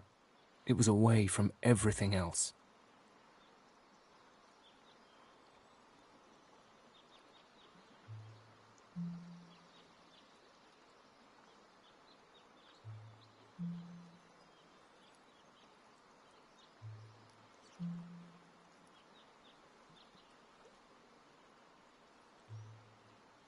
It was our place to be together.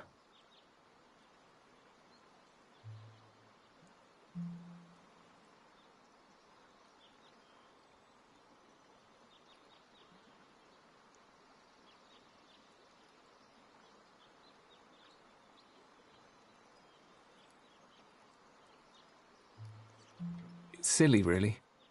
There's nothing here that doesn't make me think of him.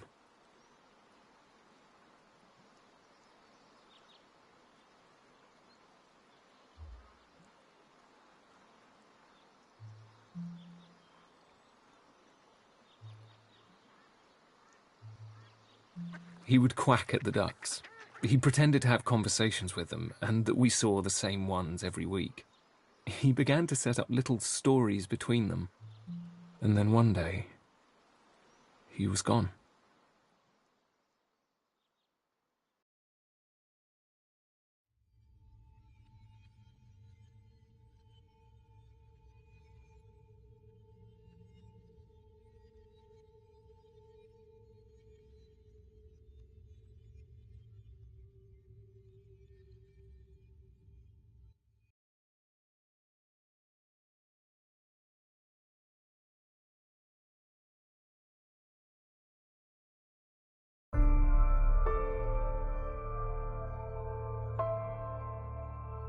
I don't know yet whose fault the crash was, but he was driving. He was alive in the ambulance. But they say he never woke up.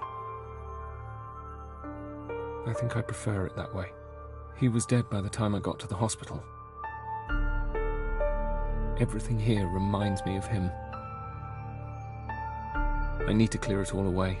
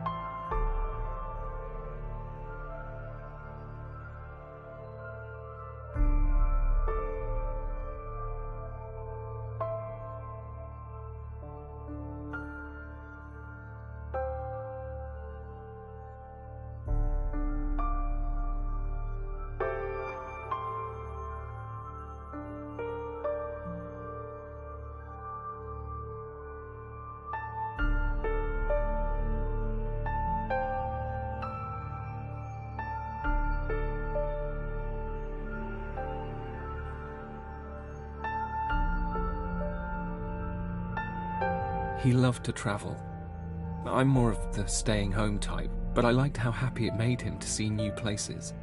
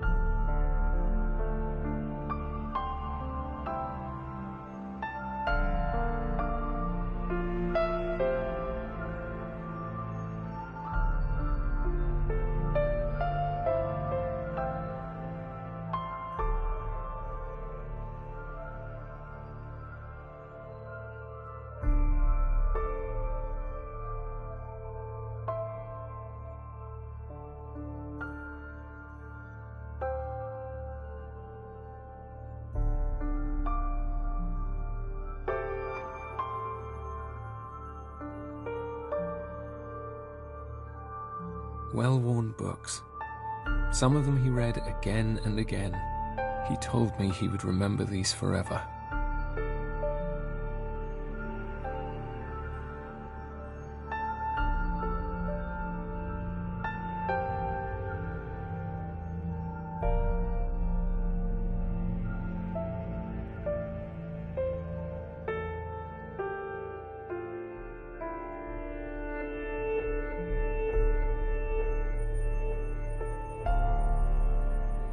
I don't need 2 toothbrushes here anymore.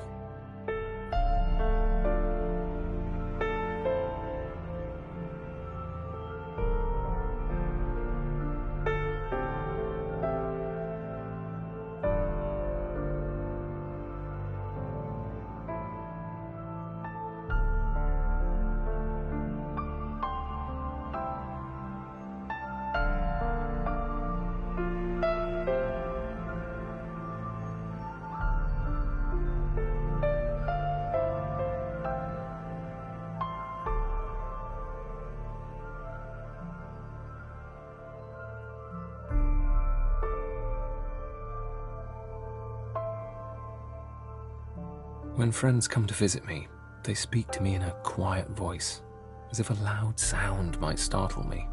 They ask about the missing objects. I say, I'm going for a minimalist look. They nod and give me a strange smile, but I know they don't believe me. They know the reminders hurt too much.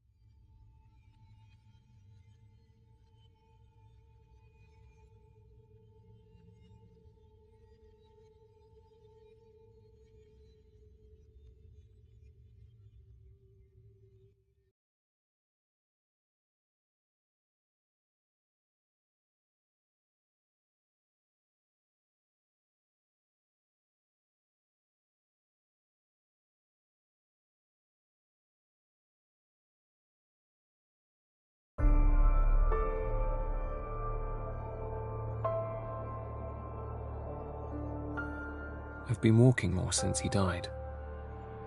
I've been trying to get away from the memories to find something new, but everywhere I go, I see things that make me think of him.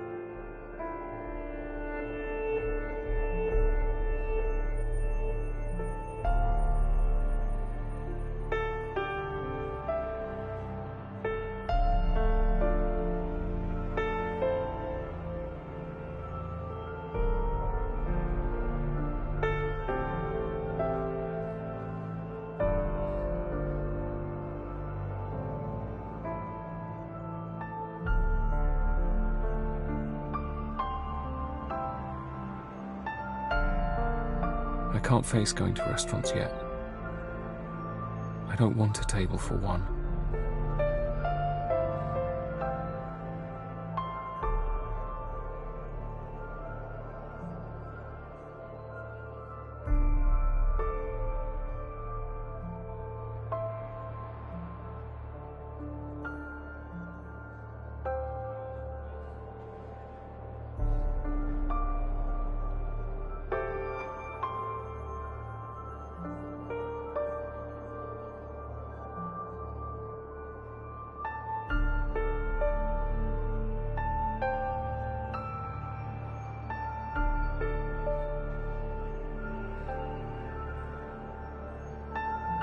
He once told me that you could judge how much money there is in an area by the state of the street lamps.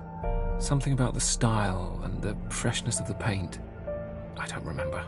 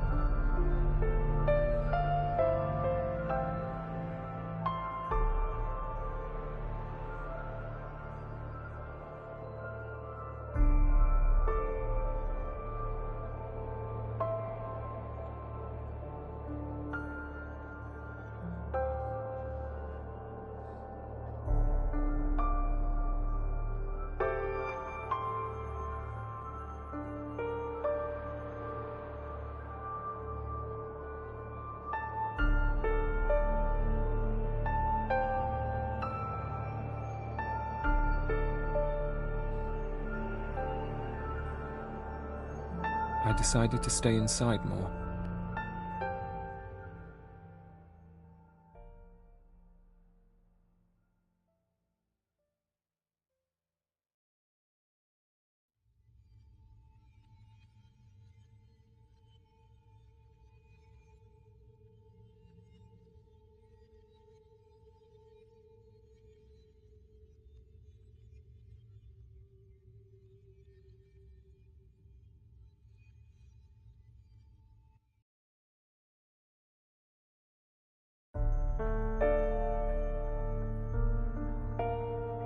Keep to the inside. I can control what's in here. But even at work there are reminders. I need this space to be clear, so I can be free.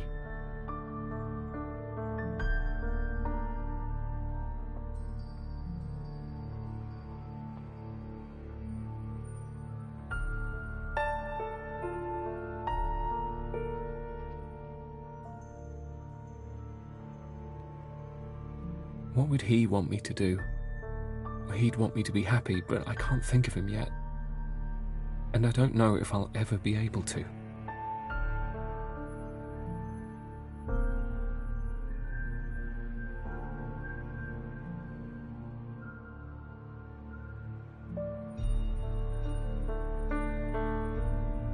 Everything has to go.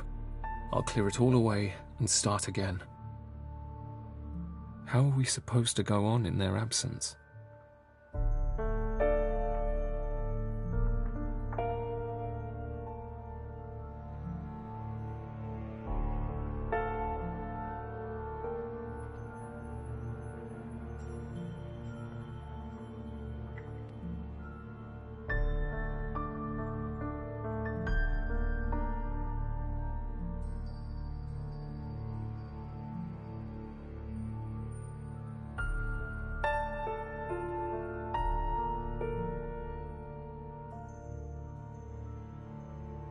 I know what they mean by heartbroken now. I feel like something is crying in my chest, making me feel only cold inside.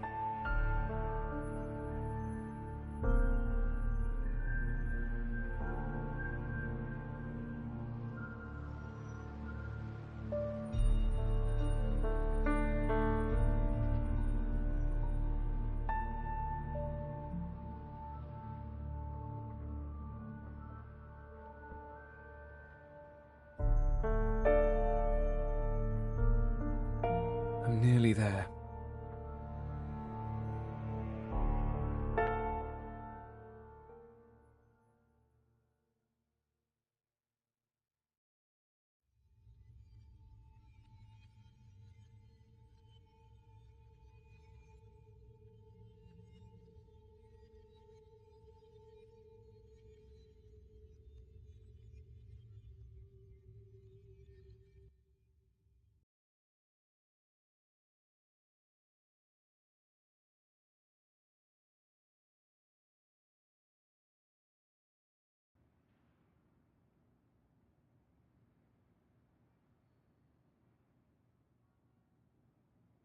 It's all gone.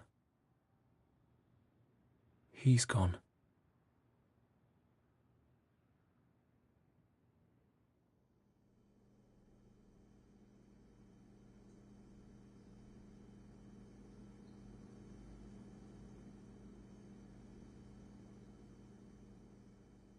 But he's not. I can't get rid of him. Why won't he leave me alone?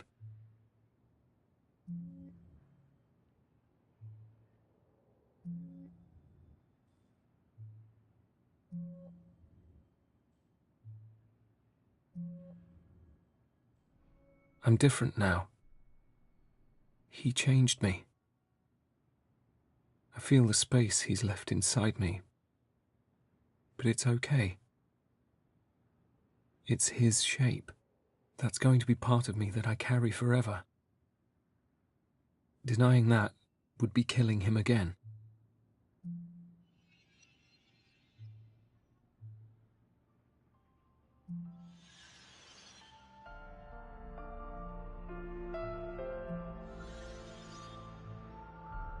It's okay to long for him still.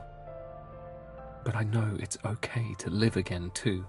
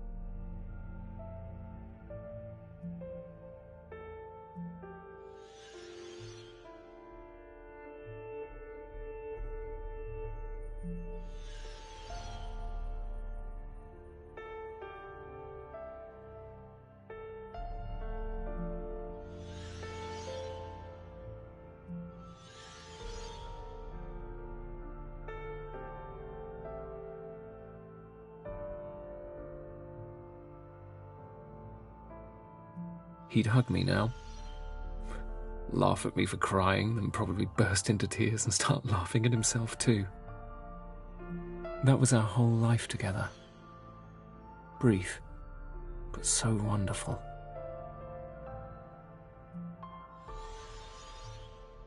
He's not gone.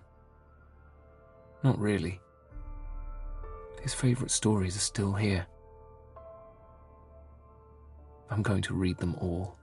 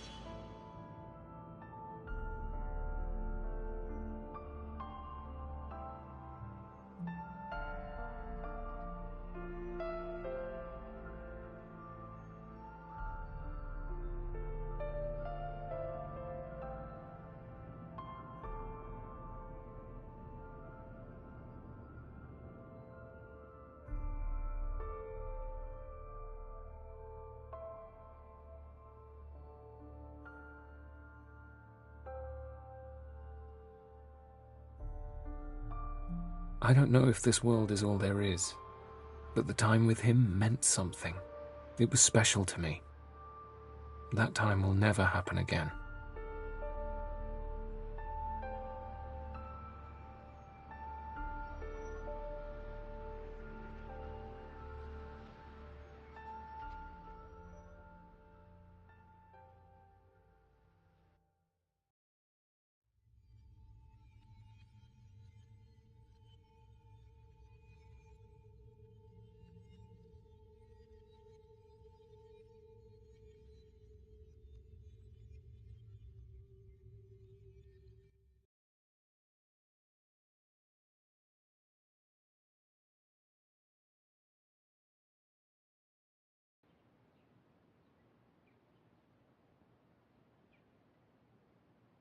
I'll never forget him.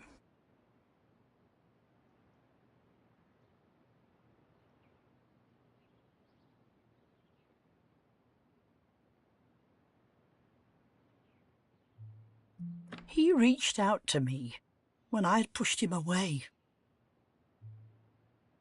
When he was small, I'd looked after him. But in the end, he looked after me when I needed him.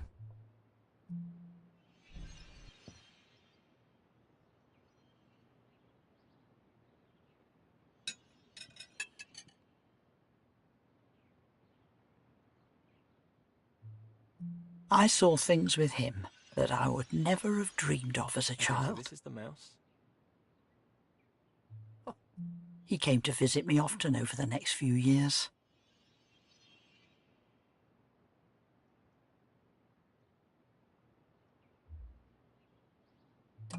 The world was changing, and he was changing, becoming more mature.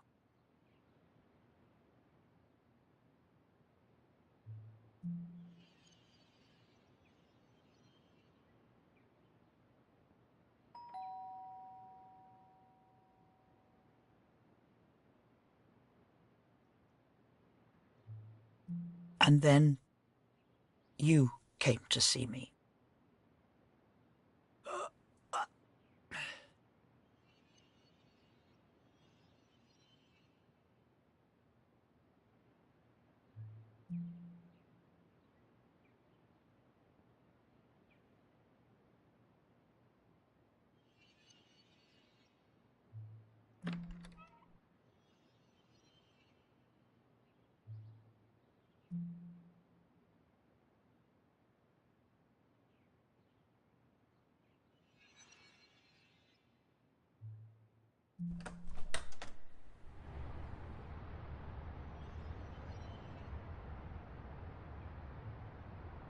And then you told me what had happened.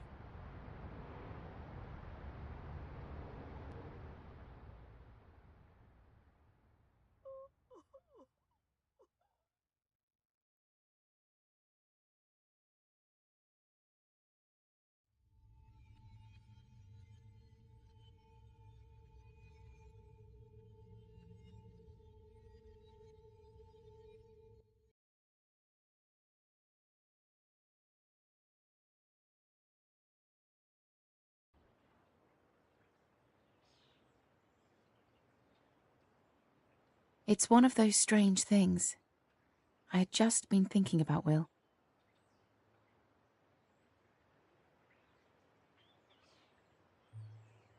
We met up again when he started doing travel writing for that agency in London.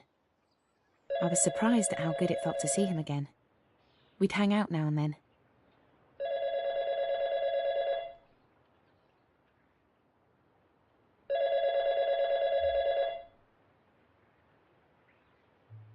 He talked about his job, his family. He often spoke about you both. He told me how happy he was.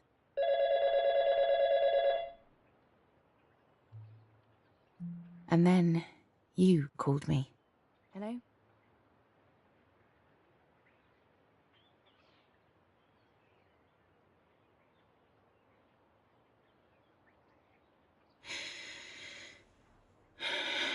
He was happy at the end.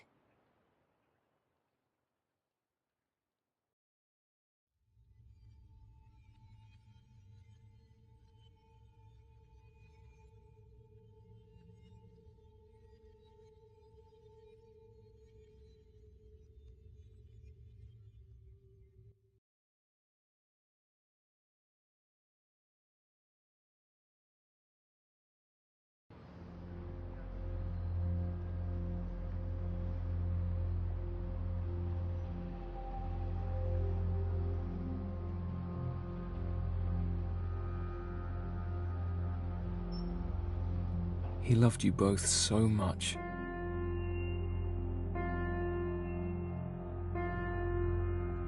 I keep on thinking I see him, or feeling like he's just sitting reading in the next room.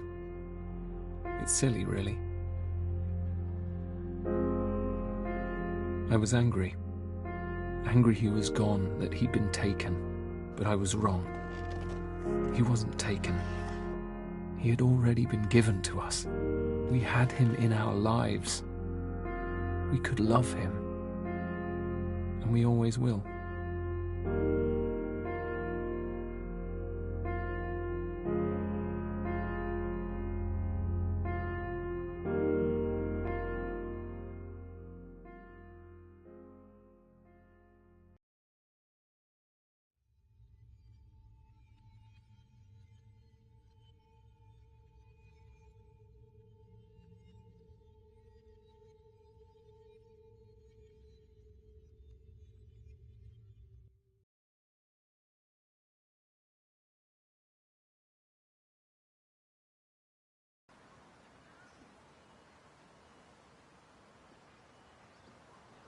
After we shared our memories, I went back to the park where I had spent so much time with Will.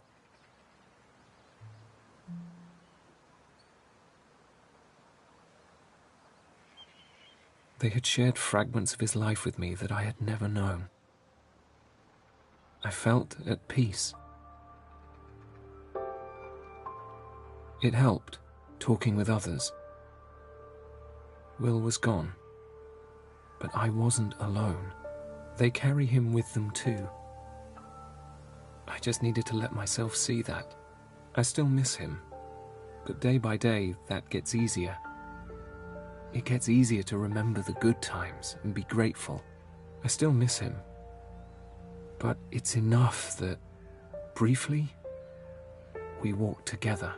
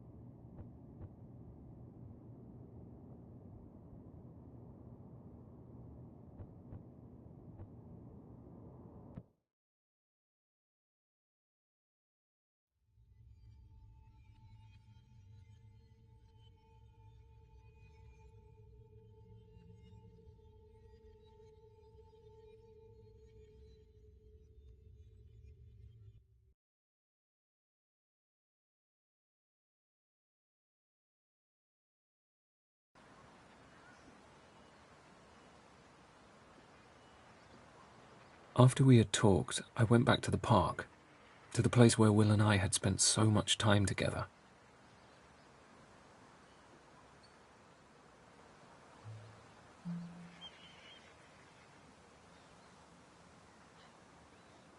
They had shared fragments of his life with me that I had never known. I felt at peace. It helped, talking with others. Will was gone, but I wasn't alone. I was never alone. I just needed to reach out. Life isn't a planned event. It's just a journey. And some travelers only stay with us for a little while. I don't know if I'll love like that ever again. But to have felt it once, and to know that love is real, that's enough for me.